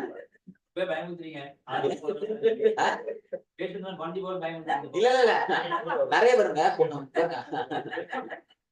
Kairasi doctor பேர் எடுத்தீங்கன்னா நிறைய தானே patient வரும். ஆக்சுவலா நம்ம doctors எல்லாம் சொன்னாங்க patient number ஜாஸ்தி ஆயிடுச்சு, சீக்கிரம் ஹீல் ஆயிடுறாங்க. அதான் சொல்றாங்க, சீக்கிரம் ஹீல் ஆயிடுறாங்க. ஆனா நம்பர் ஜாஸ்தி ஆயிடுச்சு. ஏன்னா சீக்கிரம் ஹீல் ஆயிடுறதால நேம் ஸ்ப்ரெட் ஆயிடுதுல, சீக்கிரம் ஹீல் பண்ணிடுறாங்க. Because he heals quickly, your name is spreading automatically. So all our doctors are doctor healers. They say the patient number has become too much, Swamiji, but quickly they get healed. Usually, if it takes with the normal medicine 11 days, along with healing and medicine, just 2-3 days, simply they become all right. Because the power, energy is given now for digesting. How does it affect you as a guru if you have a disciple that? It doesn't affect me actually. They feel they disconnected. That's all. The connection is disconnected. That's all. I don't. Nothing affects me, and they don't receive anymore. That's all. This alcohol is European is part of the food, and as long as they don't get intoxicated, I can't see the sin in it or wrong thing in it. Because for their weather. No. Nothing like that. There are thousands of people who don't take alcohol in the Europe and America. I lived in America last 2 years. I'm okay. Nothing. No. All right. If they want to intoxicate, let them be intoxicated. If it is not wrong, let it be not wrong. I don't bother. Let them not have any initiation. That's all. I am not talking about alcohol as a morality here. I am talking about the technique for energy flow. It stops or disturbs the energy flow of your system. That's all. Whatever is against the energy is immorality. Whatever is for energy is morality. That's all I know. I don't talk about all your social morality.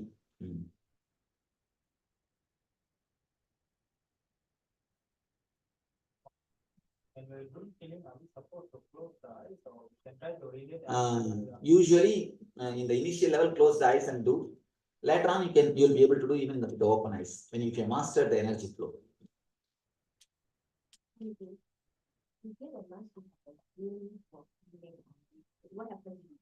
In the initial level, I have a room. And afterwards, you can heal anywhere, no problem. Why the room? When you go there, you will have the same mood. All these things are just encouragement. All right. In that same hall, one corner. Keep one corner. That's all. You have a separate place for bathroom. Huh? Same way. Have one corner for meditation. Whatever small size is the house, you have a separate place for bathroom. Why not have a separate place for meditation also? Meditation apart from doing it at night, can it be done again? Yes, whole day it can be done. Once you master the energy, Shakti-dharana only night. Morning, Anandaganda. Once you master the energy flow, once you have started feeling strongly, it takes some 21 days to feel strongly. After that, whole day you can be just in Anandaganda. The time is No, 5 minutes. always can be 21. Whole day you can be in that same state. She'll collect all the healer's oaths. I've told you something. After Anandaganda, Shakti-dharana at the night, before they actually go to sleep, as they close their Yes, they can call it Anandaganda. Let's say we are accustomed to follow any this route, the path of enlightenment, once we get connected to you, drop it down, or we can simultaneously. What is the path which you are doing? At the moment, I was Siddhanta. It's okay. You can carry on, no problem. Saiva Siddhanta is a very good, solid path. Currently, the path is guided by a guru. That is all right. I have no problem. You ask him if he has no problem or what. I have no problem. From my side, I never tell. And if he has got problem, it is up to him, you and him to solve. I have no problem.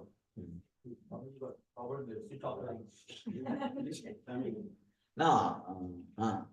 If we were to face. See, I never say don't go to the gurus. But some gurus, when you go to them, they say don't go to the Nithyananda. So that is the problem. That is where the problem starts. If he doesn't say that, I have no problem. It is up to you.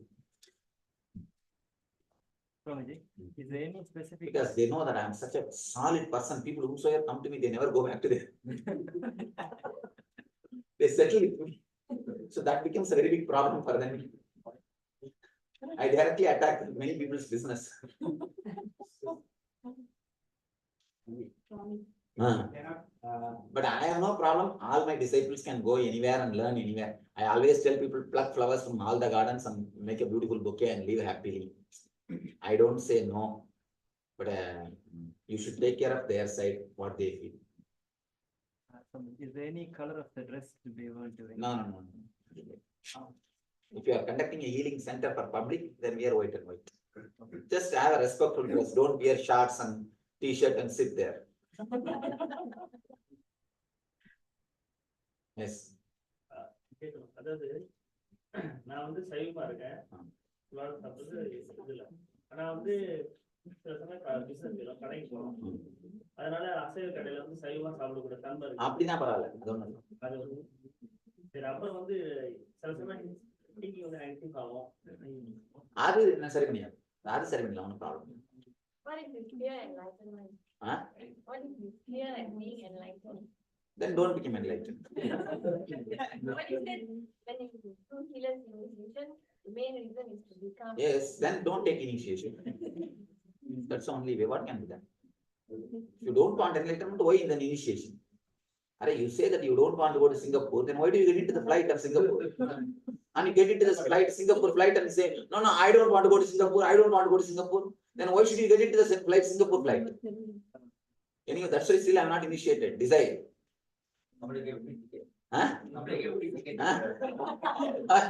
Just because somebody gave free ticket, you will get into the flight and you will say, no, I don't want to go to Singapore, you will plan the flight somewhere else. Oh. You cannot maintain all the things continuously. What happens? You have to drop the initiation. You should not do Anandaganda meditation. You should not heal anybody. You will have side effect. No, we don't heal others, but then we continue to go. No. Yeah, at least these two meditation don't do. Shakti Dharana and Anandaganda don't do. ASV meditations you can do. That has no problem. That has nothing to do with the diet. See, ASV meditations, whatever we did yesterday, 2 days, that you can do even if you are non-vegetarian, no problem. But if you are non-vegetarian, don't do these two meditation, Anandaganda and Shakti Dharana. If you do naturally, you will have side effect. You will have body rashes and all those things. Because the energy when it flows, and alcohol blacks, it will be problem.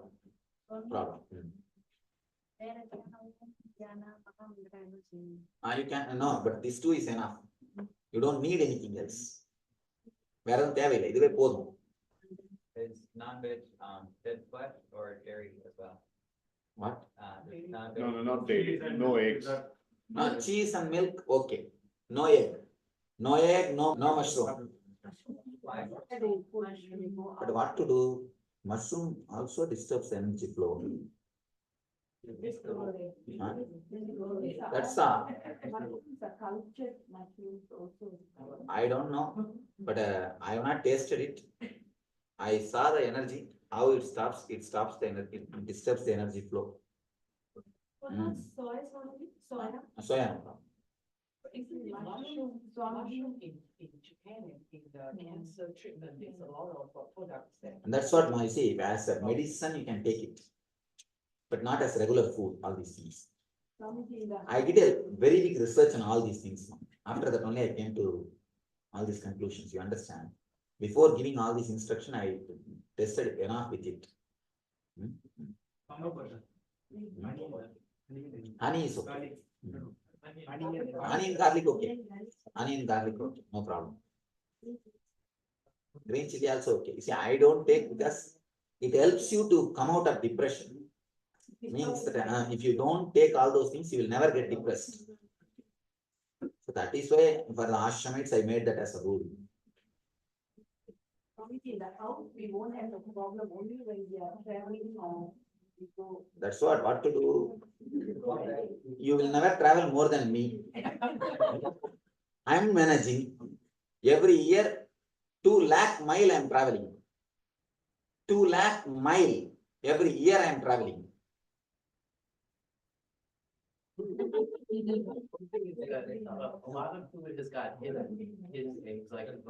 All those things avoid.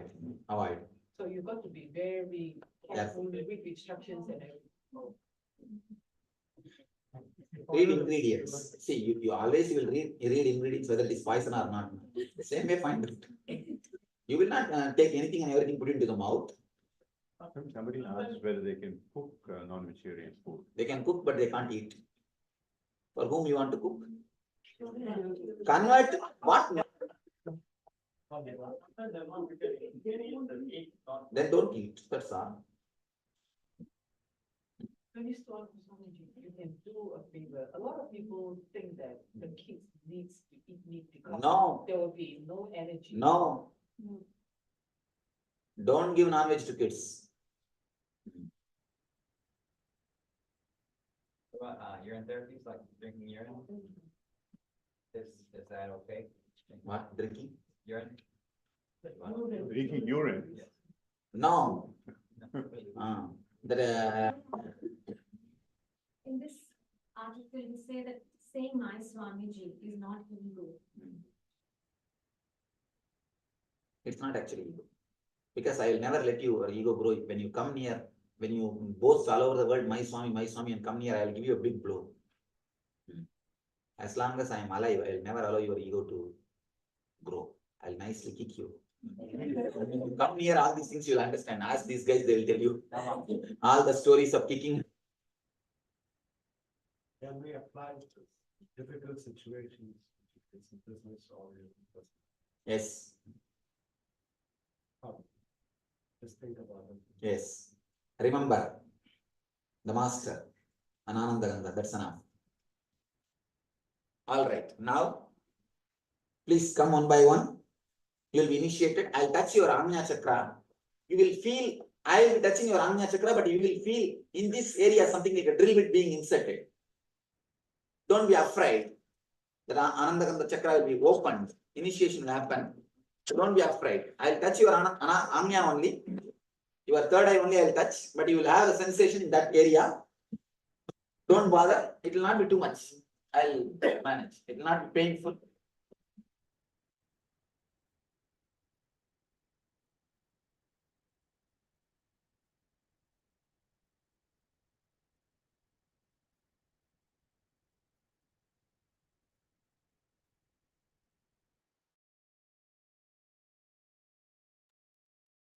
We're going to learn more on the healer's initiation. If you have any questions, please do let me know.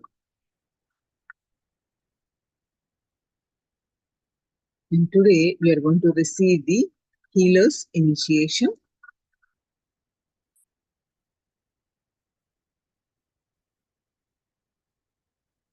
There are two types of healer's initiation. One is self-healing, healer's initiation level 1.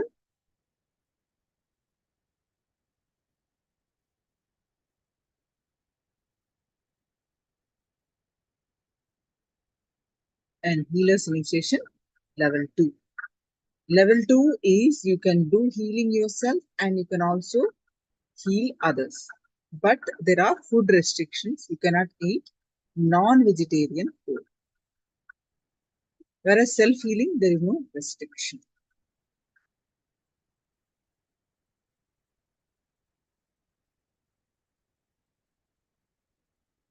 So let's learn more on the healer's initiation, how it helps in enlightenment.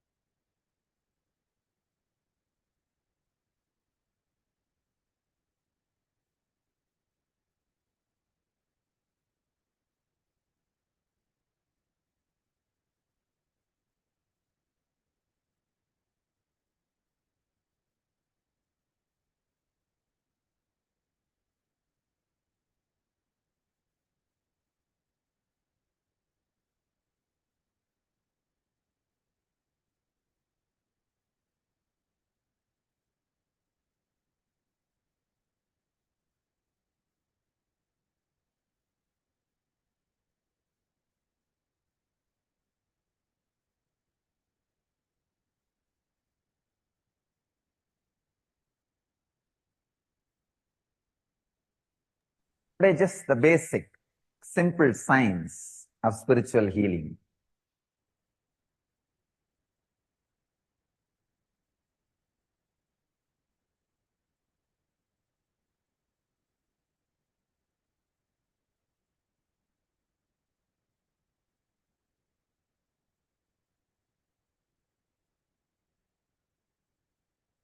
The subtle energy is a phenomena experienced, described, consciously used in all mystical traditions of the world. All mystical traditions, all spiritual traditions. Please understand, all religions has two components. One, they are mystical and spiritual core tradition, and social and political rules. All religions which has a mystical and spiritual core knows the science of subtle energy and spiritual healing. They know, they experienced, consciously use the spiritual healing science. In the Vedic tradition, it is called prana, that subtle energy. We call it prana shakti. In China, it is called chi. In Japan, they call it ki. So many names are used. Even in the native Hawaiian tradition, they have a name for it. They know this science. Native American tradition, even they have name and special techniques and process to consciously use this subtle energy.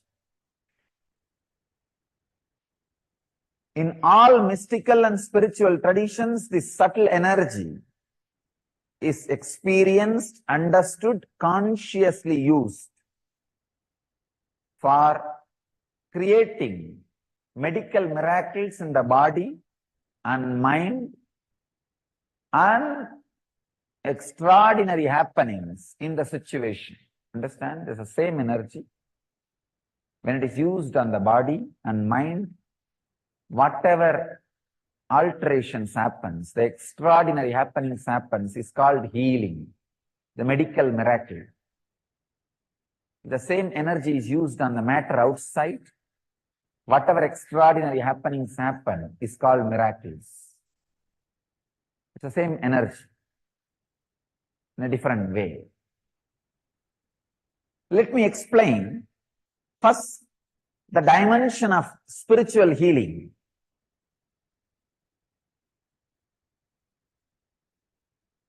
I want to tell you exactly what happens during the healing. When I put my hand on somebody or when they come near me for healing, what happens? Please understand, I do not do anything. I just be. I put my hand on that person so that that person will feel comfortable. Will feel I attended him. I am attending him. Exactly what happens, I'll describe. His being is raised to the vibration of my being. Please understand. Everything is made out of molecules. Molecules are made out of atoms. Atoms are made out of something called subatomic particles, so quarks. Subatomic particles. So quarks are nothing but energy field. And the energy field which keeps all these quarks tied together, that gives the form of solid form to anything which exists. Please understand. The other day I was reading an article, very beautifully they describe what Shiva Sutras and Patanjali Yoga Sutras are describing. See, the energy field which keeps all these quarks together, that is responsible for these forms and solid entities, however solid it may look. It is made out of subatomic particles, quarks, which are energy fields. And the energy field which keeps all of them together is responsible for things appearing as they are appearing. Whether it is a human body or animal body or this wall or this mic or this chair, anything. By nature, the energy fields have the tendency, whenever it is brought near the higher energy field, it just raises itself to that energy field and starts vibrating in that same vibration. That article beautifully describes with so many examples.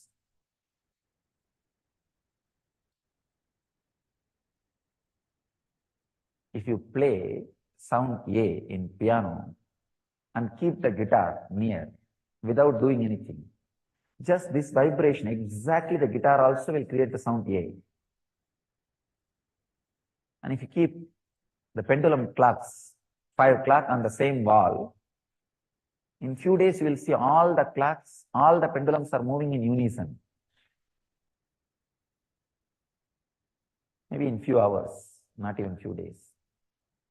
In the same way, the vibrating fork, if you bring the other fork which is not vibrating, just no movements, just bring it near.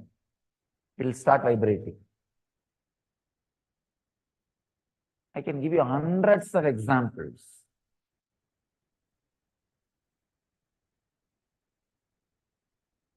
Whenever you are brought near the higher frequency, higher vibration, higher conscious being, suddenly you are lifted to that consciousness, to that vibration, to that frequency. That is why again and again and again, how much ever you try, you should tell about all your problems when you come near me. Suddenly they disappear. It is not that you tried once and it happens. How many times you try? Come near. Suddenly either you forget or they look, there are no more problems. They are not there. They are not that important to your inner space. They lose their power over you because you are raising to the higher consciousness. They lose their power over you.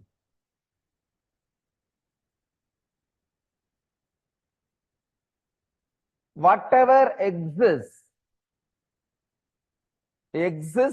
as sound. Again and again Upanishad says,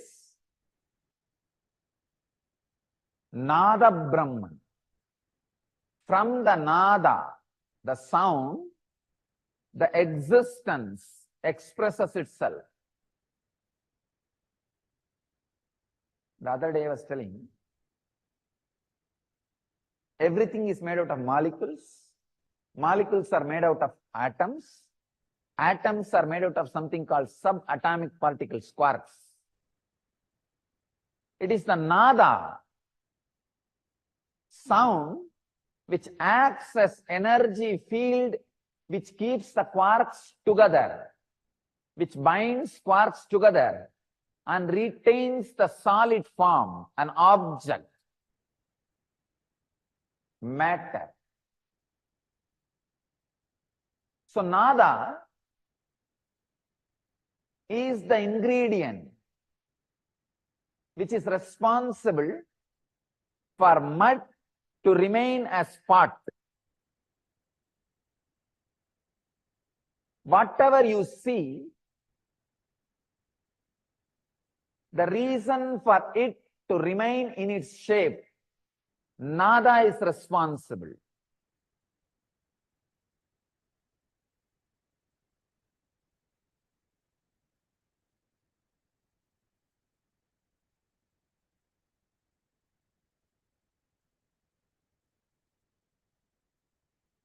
The sound, the vibration, when it comes from the pure source, uncreated, it's called anahata. In each one of us, the ability to listen to anahata exists, uncreated sound. See, if a sound is created by two things striking each other, if it happens because of two things hitting each other, it is called ahata. Anahata means the sound which is created by not two things striking each other. Anahata. Two things, without two things hitting each other. If the sound is created, it's called anahata dvani. the pure source of sound, anahata dvani, when that anahata gets mixed with these quarks, subatomic particles, it retains the quarks in different forms through its energy binding. So that is responsible for matter to exist, the solid to exist. So your body is made out of quarks and the nada. Nada is the energy field which keeps the quarks together. So your body can exist as it exists now.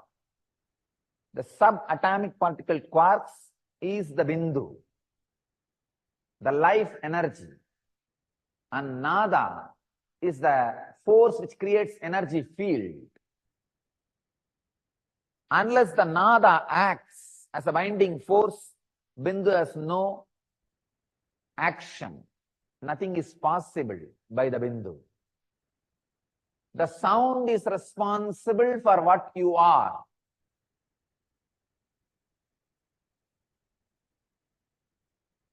So sound is responsible for the sickness you carry, whether physically or mentally.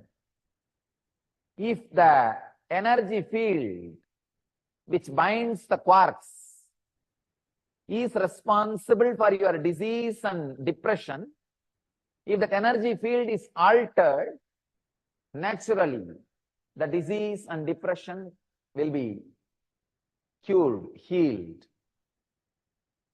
Understand? By its very nature, quarks has no disease. It's pure consciousness. Only nada is responsible for the disease or health, depression or expression. So it is nada is responsible. You can work only on nada. You cannot work on bindu. Bindu is beyond consumption, pure consciousness. So all healing systems works on nada. Any healing happens only when the work happens on nada. You can work only on nada, you cannot work on bindu. It's a basic truth. So all healings happens on the energy of nada. So two ways you can work on nada. One, creating the right sound and repairing the wounded nada. That is what is done through mantra. Or taking your disturbed nada structure to a being where anahata is continuously happening. In that very silence, your wounded nada structure gets healed, realigned, reorganized, restructured. One important thing, if it happens through the right sound, only the physical healing and mental healing happens. Whatever vibration sounds were created, the effect of that happens in the system. If there is a wound, if there is a sound, that sounds heals the wound. When your wounded nada structure goes near the anahata structure, not only your whole body and mind goes through complete restructuring and transformation, even your brain, your cognition goes through rewiring and your consciousness gets awakened. That is why the Master's presence, the intense soundless sound, the vibrant silence, the vibration of anahata dvani is considered as sarvaroha nivaran, the healing method for all possible diseases. All possible diseases are healed just by the vibrant silence of a living master, the Anahata Dvani. Intense sound or intense silence comes from Anahata, the uncreated sound, heals the body, heals the mind, rewires the brain, transforms consciousness. All the sounds created from Anahata Dvani is called mantra. And Anahata Dvani as it is called Nada Brahma.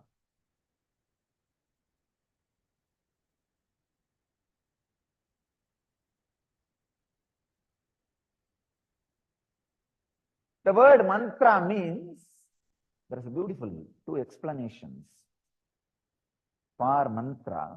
Mantra is that which protects those who reflect on it. That which helps to cross the mind is mantra. See, one explanation, when you meditate on it, it helps you, is mantra. That is what I call the sounds created out of Anahata Dvani. The second meaning, which helps you to cross the mind itself, that is what I call Anahata Dvani itself. Not the sounds out of Anahata Dvani, the very Anahata Dvani. Mantra has two meanings. The sounds out of Anahata Dvani and the very Anahata Dvani. Nada, Nada Brahma.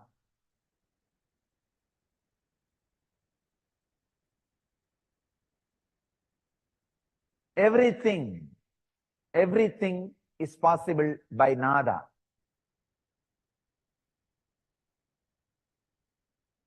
We have some researches and research reports. But before seeing the scientific researches, let us understand these two words, karma and healing.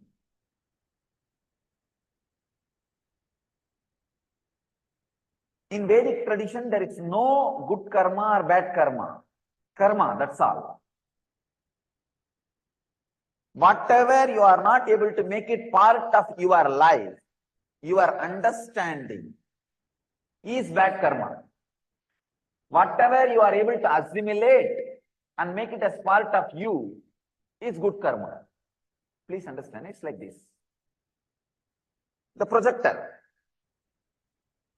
Some scenes are projected through the projector on the screen. Sometimes the light is too big. Only some 70% is falling on the screen and the 20% is falling out, 30% is falling outside the screen. The screen is life. The projector light is karma. Whatever is falling inside the screen is good karma. Whatever is falling outside the screen is bad karma. So now what to do to make the whole thing as good karma? Just expand the size of the screen. Expand your understanding about life. Understand? Whatever can fall inside your screen, the screen means your experience about life, is good. Whatever is falling out, whatever you are not able to grasp as part of your life, is called bad. Now, all you need to do to integrate karma, see, please understand, as long as there is a good karma and bad karma, healing can never happen. There will be one part of karma constantly hurting you, haunting you. Just expand your understanding about life. Enemies make you strong. Really, I tell you. Understand about life. you will expand the screen. The whole projector scene will fall on you. There is nothing called bad karma. That is what I call surrender. Expanding your understanding about life. Because life is an unpredictable happening.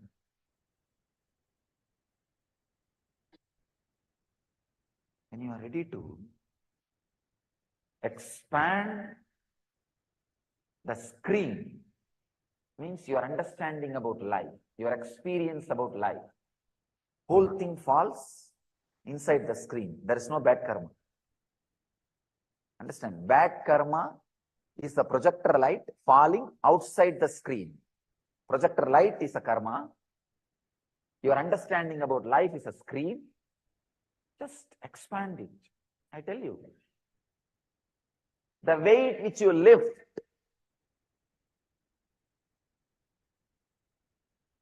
is karma. The pain which you feel is bad karma. The muscle which you build is good karma. If you have the understanding, the pain is part of the muscle getting built, there is no bad karma. There is no pain. Then suddenly you will see, whole thing is good. The enemies who attack is karma. The richness which you became, the strength which you became is good karma. The pain you go through at that time is bad karma. But if you understand the richness, the strength, the extraordinary strength happens because of the pain which you go through at those moments of insecurity. When you understand that, there is no bad karma. Whole thing becomes light.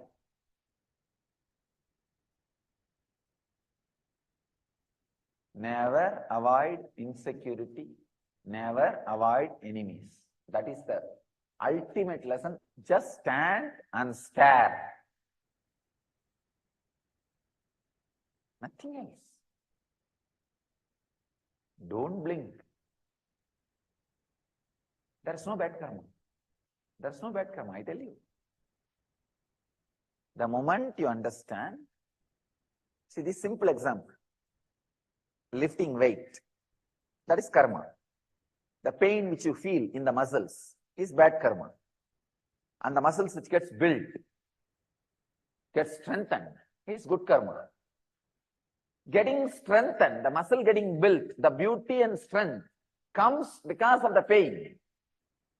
Understanding about life. When that happens, the pain is no more a bad karma. No? Life is conflict model. The geometry of life is conflict model. Understanding, just constantly go on expanding the understanding muscle. See, just like how these bodybuilders go on using the weight and expand the muscles, even with little pain. Same way, go on adding the understanding as weight in your hand and expand the muscle of your life, the screen of your life. See, unless you have the weight in your hand and work out and allow the pain in your muscle can't expand. You can't build the body. Same way, unless this understanding is a weight, take it in your hand, understanding about life, expand every moment your life with this understanding. Life's geometry is conflict model. There is no clear-cut left, right, square, rectangle, quadrangle, circle, triangle. Go on expanding your consciousness, muscle of your consciousness with this weightlifting, with this understanding as a weight. You will build your consciousness. You will build your life. Just like bodybuilding, we can say this is a science of life building, science of consciousness building. People spend so much time on bodybuilding. They need to understand and spend at least little time on consciousness building.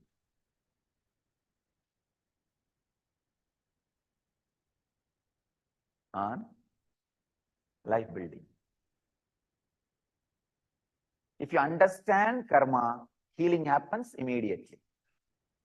Whether it is good or bad, all rivers flow into the ocean and disappears into the ocean. Ocean never overflows or reduces.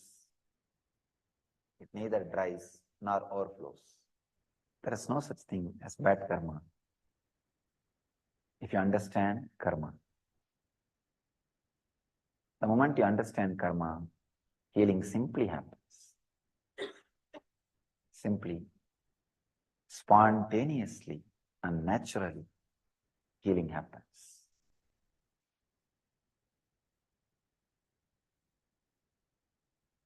Today was a very important day. First time the stem cell was sent into human being's body in US in modern times for healing and research purposes. Of course, when I say the word in modern times, I mean in ancient times, Indians know this science, and stem cell not only research,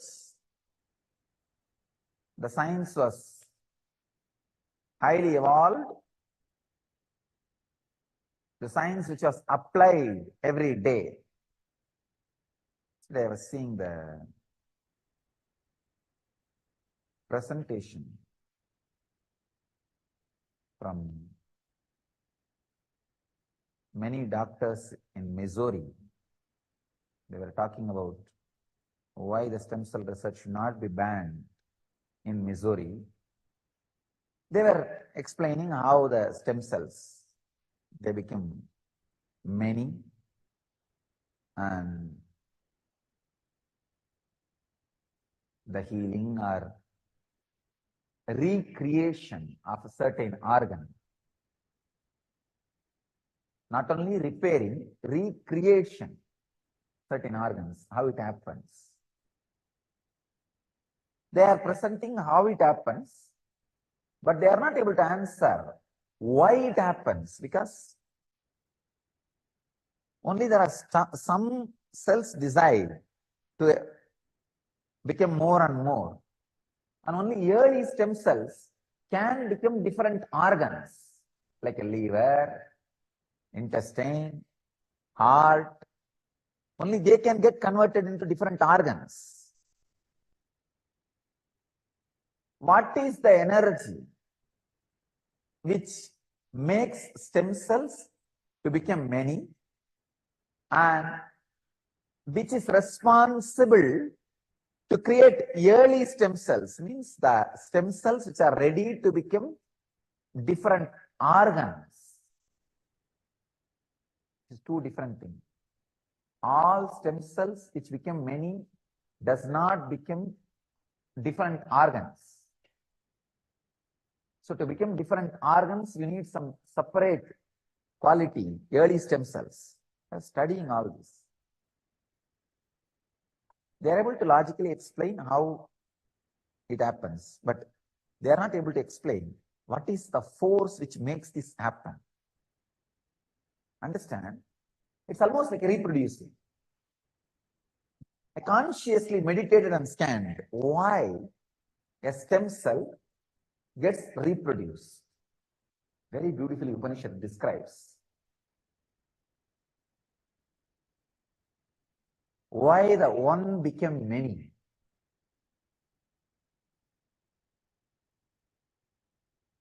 If you understand why the one became many, you will understand why stem cell one becomes many. In the cosmos, macrocosm, the compassion and the feeling, let me enjoy myself, is responsible for one to become many. In the microcosm, when the macrocosmic emotions, experiences reflect in microcosm, they assume different quality and different name, but the same reflection. Like a Paramatma became Atma. The cosmic mind becoming your mind. The Hiranyagarbha becoming your brain. Hiranyagarbha is the place where all the cosmic brain, cosmic archives, becoming your own brain. The stem cell being sent into human body for research and healing. This is going to open many doors. Very soon, the conscious side of stem cell reproduction, healing through stem cell, will be revealed to the world.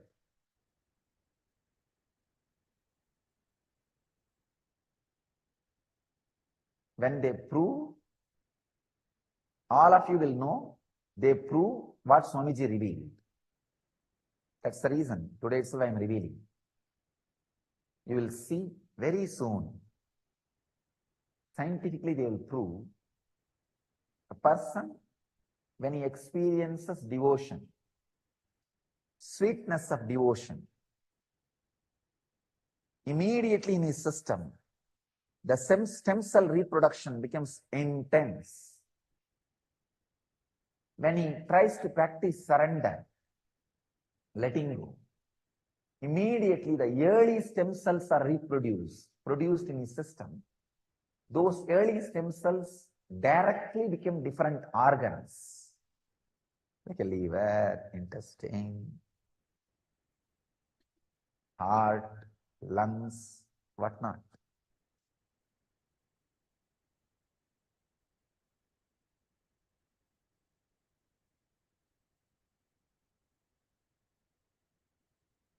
I'll go on be revealing some more deeper truths on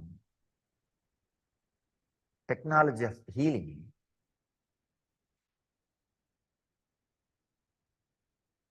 Scientific research and their conclusion. Electromagnetic energy combines with human DNA to produce stem cells. They declare that electromagnetic energy is created in you due to devotion.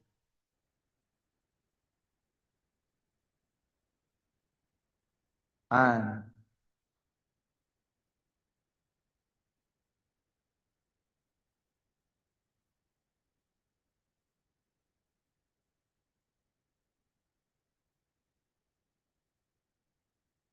some more researches where they prove that stem cells are produced which can grow into any organ like a healing bank in our body. Maybe I can call that healing bank is what we call good karmas, the surrender biomemory, the devotion biomemory. If you meditate and practice devotion, sadhana, the young age, that becomes a healing bank in your system. Whenever needed, the organs and systems use those energy and stem cells are produced. The longevity or the healthy old age, graceful old age. All this happens just because of devotion and surrender. I tell you,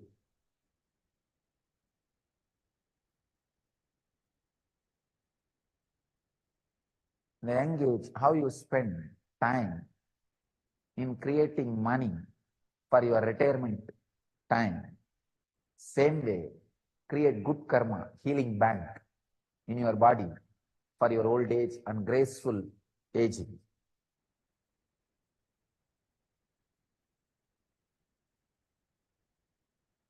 I tell you exactly what happens during the Kundalini awakening, You may think why these people are rolling on the ground.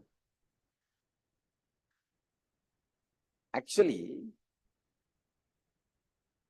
your identity, that individual ego, possesses your body at one point, either in one chakra, Muladhara or Manipuraga or Anahata, some one chakra. When the Kundalini gets awakened, the energy experience starts happening in many spots of your body. Suddenly in the knee it will start happening, in the fingertips it will start happening, on the hair it will start happening. So the whole body becomes alive, independently intelligent. That is why so much of healing happens when the Kundalini is awakened. See, if you have some problem in the liver, when the liver becomes independently intelligent, it does not wait for the brain to heal the liver.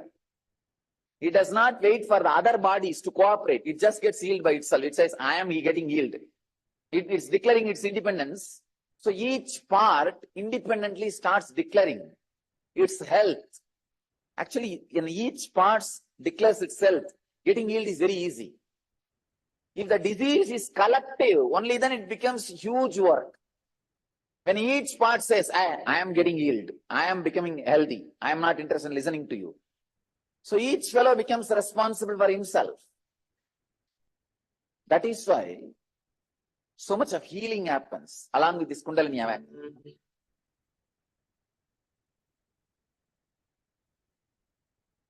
Every moment.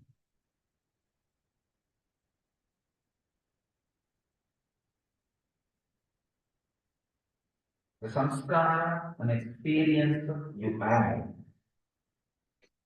strategies, decisions you make are responsible for your future. So analyzing your past and healing your future, learning the lessons from your past, analyzing your past and healing your past and learning the lessons from past is the right and best way to create a right strategy for the future. Understand? Important. A very important truth. Healing the past means nothing but learning the lessons from past life incidents which you were supposed to learn when that happened to you, but because you did not aware, you just dumped it. It's like every meal you are supposed to digest, and all the unnecessary facts should leave yourself. But if you don't have that much of intelligence and awareness to send them out of your body, for some reason, just you pack it and dump it in your body, saying that later on I will use it, or later on I will see this file. That accumulated file is a fact. Same way, any incident happens in front of you in your life, if you just deal with awareness, so all the lessons you need to learn will become energy in you. All the things not necessary, just leave your mind over. It's just like digestion process. But when you are not having enough awareness and passion, you just dump all that incident inside as an engram and think later on we'll take care. That stored engram does not become intelligence in you. Is the past owns. Now, relieving them with intelligence, then naturally it will all be diluted. The energy part will become energy, and the intelligence and wisdom, the unnecessary part will just automatically disappear from your system. This is what I call healing the past.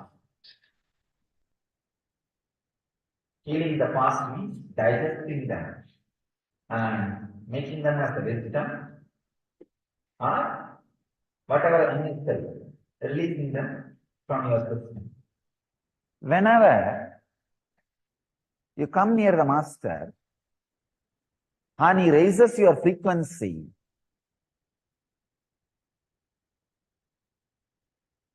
whatever is forgotten in you, understand, they are not worthy of living. They are not part of you. But If you give importance to that part which is lost or forgotten near Master's presence, you will be joining with the wrong group. You are giving power to the wrong side. When you give power to the wrong side, you do not allow you to stay in that higher frequency. You do not allow the healing to happen. And mind creates all kinds of doubts. How can healing happen? How can this be possible? Understand? Sometimes I request people who come for healing to stay here for a few days. Every day I'll be touching them only once. In the morning, Sarvadarshan. They will ask, can I go back to my house in Bangalore and come back every day? Tell them, no, stay here. Not that I'm going to be giving healing for them 2-3 times a day. They will ask, even if I stay here, I will meet only once you. Tell them, no, not for me healing. That will happen only once. But if you go there, you will be losing the energy, and because you are constantly going to be supporting the other side. They will create all kinds of doubts in you. See, it's like it is such a subtle process of raising you to the higher frequency. It's almost like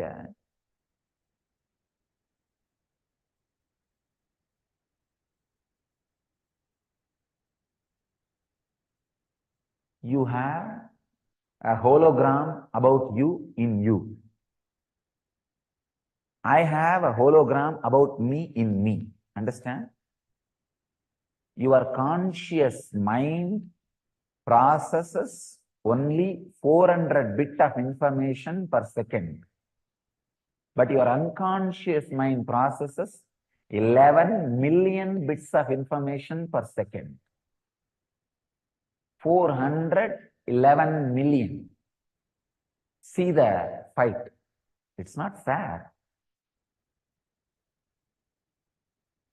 Human beings shouldn't have been put in such worse misery.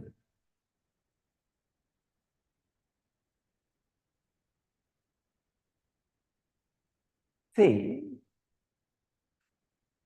your consciousness processes only 400 bits of information. Unconscious process 11,000 bits of information. So your hologram about you stays in your unconscious. Slowly, when you come near me, my hologram works on that hologram. And the subtle suggestions are given to your hologram. And it is asked to relax, dismantle itself. So this hologram can suggest, can help. Come on, see here. You are born to be healthy.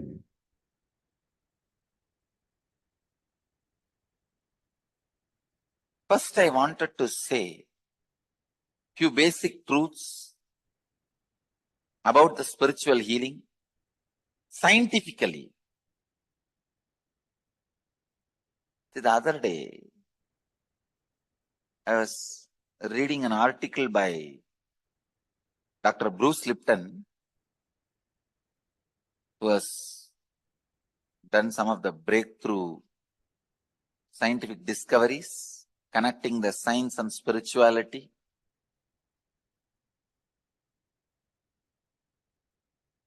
In his article, he is quoting a term called entanglement.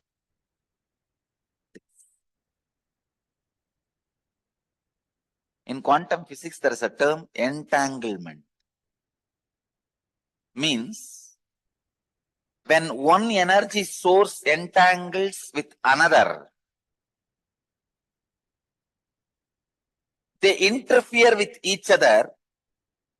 This interference can be highly positive and transformative and harmonious. Please understand. If one energy source comes in contact with another, one energy source entangles with another, they interfere with each other. That interference can be harmonious and highly positive and transforming. Another one physicist, Amit Goswami, he published an article in Physics Journal. In that, he very clearly proves entanglement directly affects human beings. Please understand, entanglement affects human beings. There are thousands of examples for entanglement. If you have some 200 pendulum clocks put on one wall, the wall can be any length. It does not need to be within certain length. It can be like China wall, any length. If you have few hundred pendulum clocks, put hundreds of pendulum clocks and start them all at different times. See, within next few minutes, all the pendulums will swing in synchronicity. Exactly this is what happens when you come in the breathing space of the healer. Please understand. When you come in my breathing space, this is what happens. Suddenly,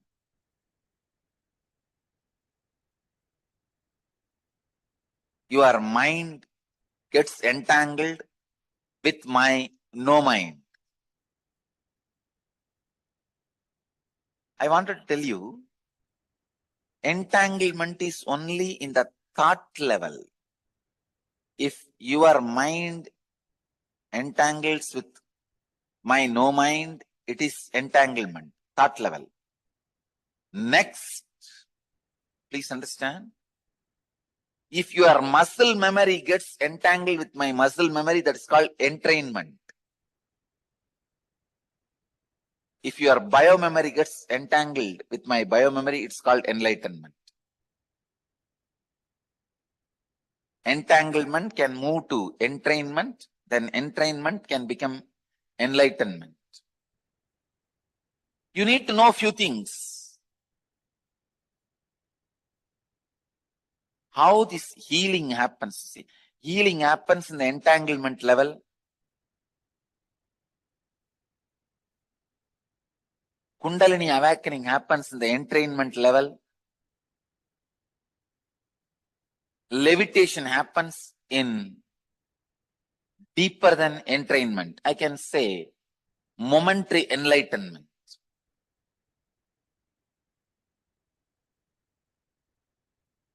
This is very important truth. This truth about the entanglement, because this opens many doors, many possibilities, many understandings. How I heal through healers? Because all my healers are pendulum clocks. Any other broken little altered pendulum clock, I add it in one wall. Both clocks start swinging synchronicity. Understand? That's all. Each one of my healer is my pendulum clock.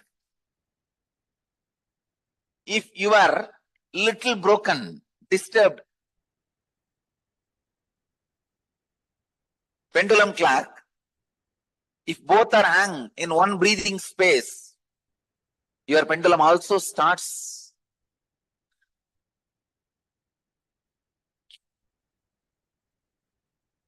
vibrating, moving.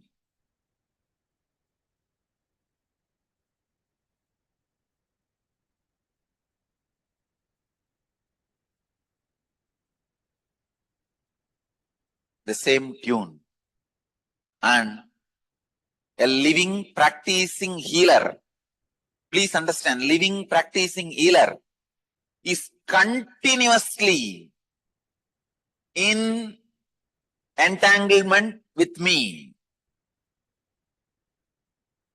He may be wherever he is. A living, practicing healer is continuously entangled with me.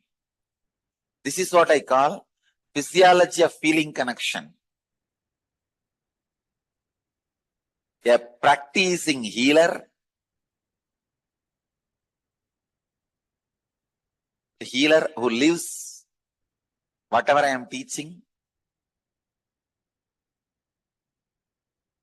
as long as he retains the feeling connection, the very physiology becomes different.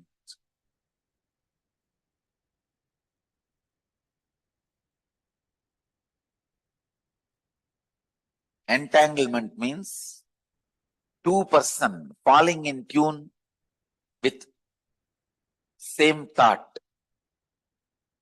Entrainment means two persons falling in tune with the same idea. Enlightenment means two persons uniting beyond ideas.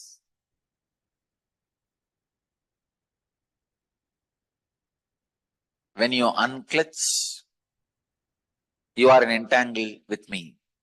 This again opens a huge door. Then is the thoughts of a healer going to affect us? I say yes. That is why I am telling you, go to a person only who is thoughtless and beyond mind. Receive only from enlightened being.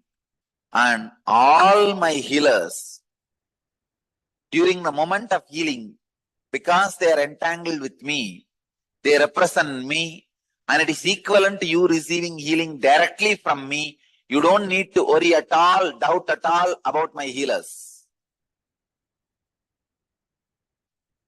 Understand? This is the physiology of feeling connection. When you have a feeling connection, your very physiology is different. And feeling connection has its own physiology. When you have feeling connection, your physiology is different. Feeling connection itself has its own physiology.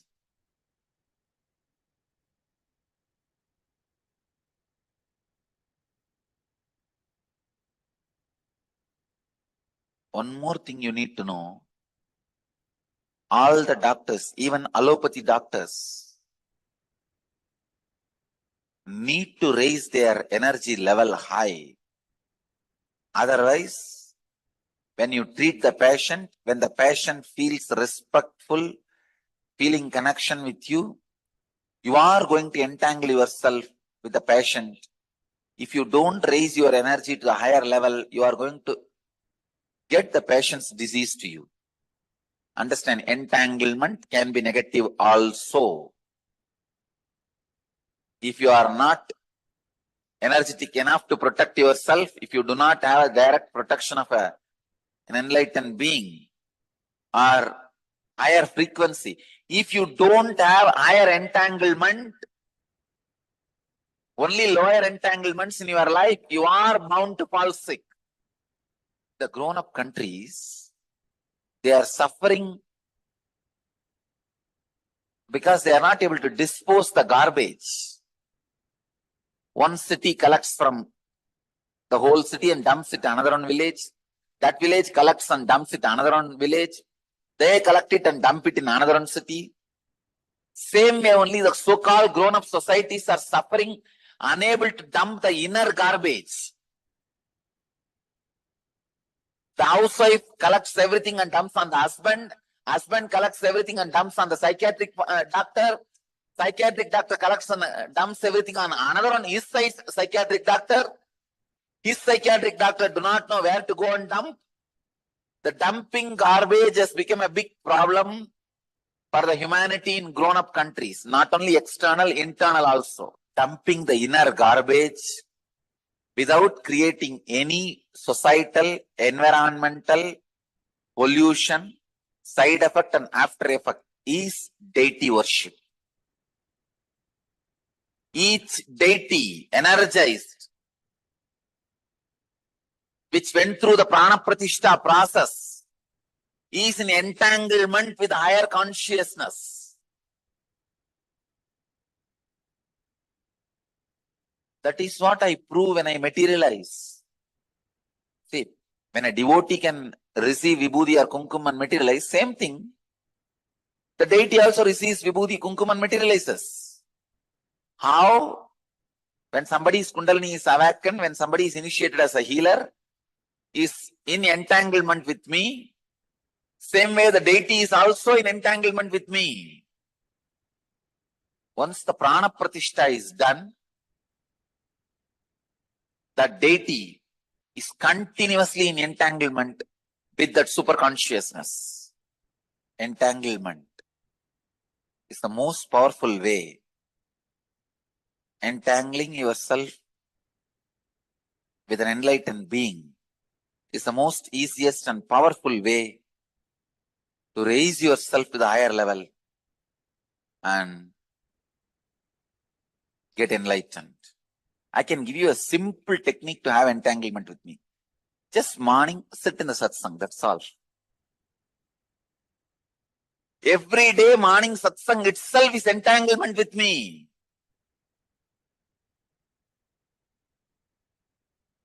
Understand? The science of entanglement, entrainment and enlightenment proves the spiritual healing. See, in the entanglement level, physical healing happens.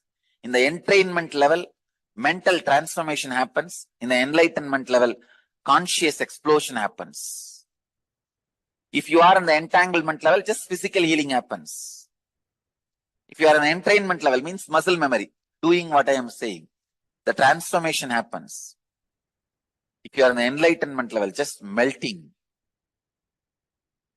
the very mystical doors of life opens and the enlightenment, conscious explosion happens.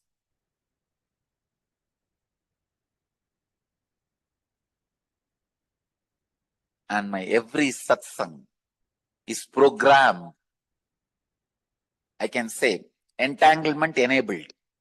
The constant entanglement happens. That is why many times, the ideas which you never heard directly from my mouth or from the discourse, you will be telling to others. You would have heard only 5 ideas. But when you expand it to others, explain it to others, when others question you, you will have 25 ideas coming out of you. You may be thinking, where did I get this? Entanglement.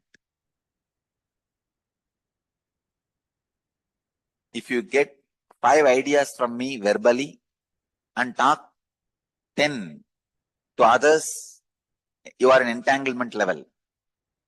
If you get only 1 idea from me and talk 100 to others, you are in entrainment level. You just saw me and started exploding. You are in enlightenment level. Entanglement is a very important basic truth. You need to understand the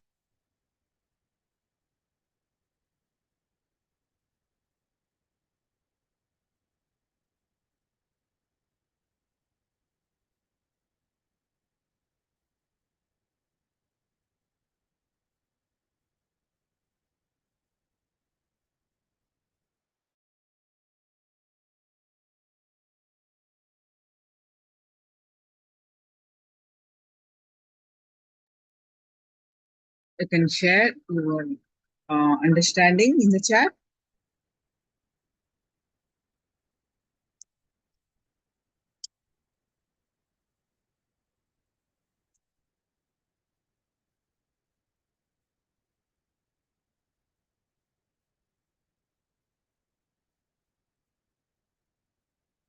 So, all right, now we are going to do another round of power manifestation of body scanning. So, what is my blood flow? All right, so please sit straight with your head, neck, back straight line. Visualize Swamiji's palm in your third eye.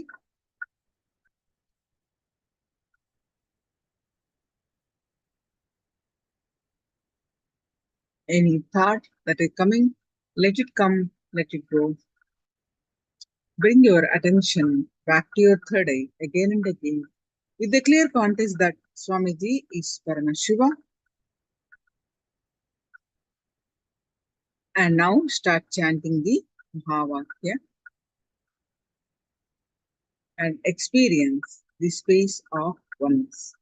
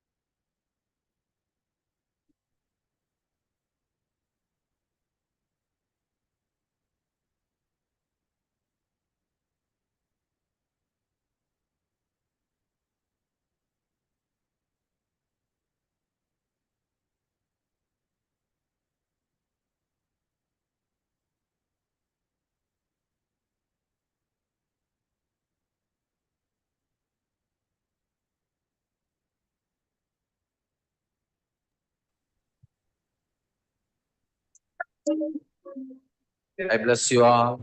Let you all open all your three eyes and manifest the powers of Mahasadashiva. Om Nithyananda Paramashivoham.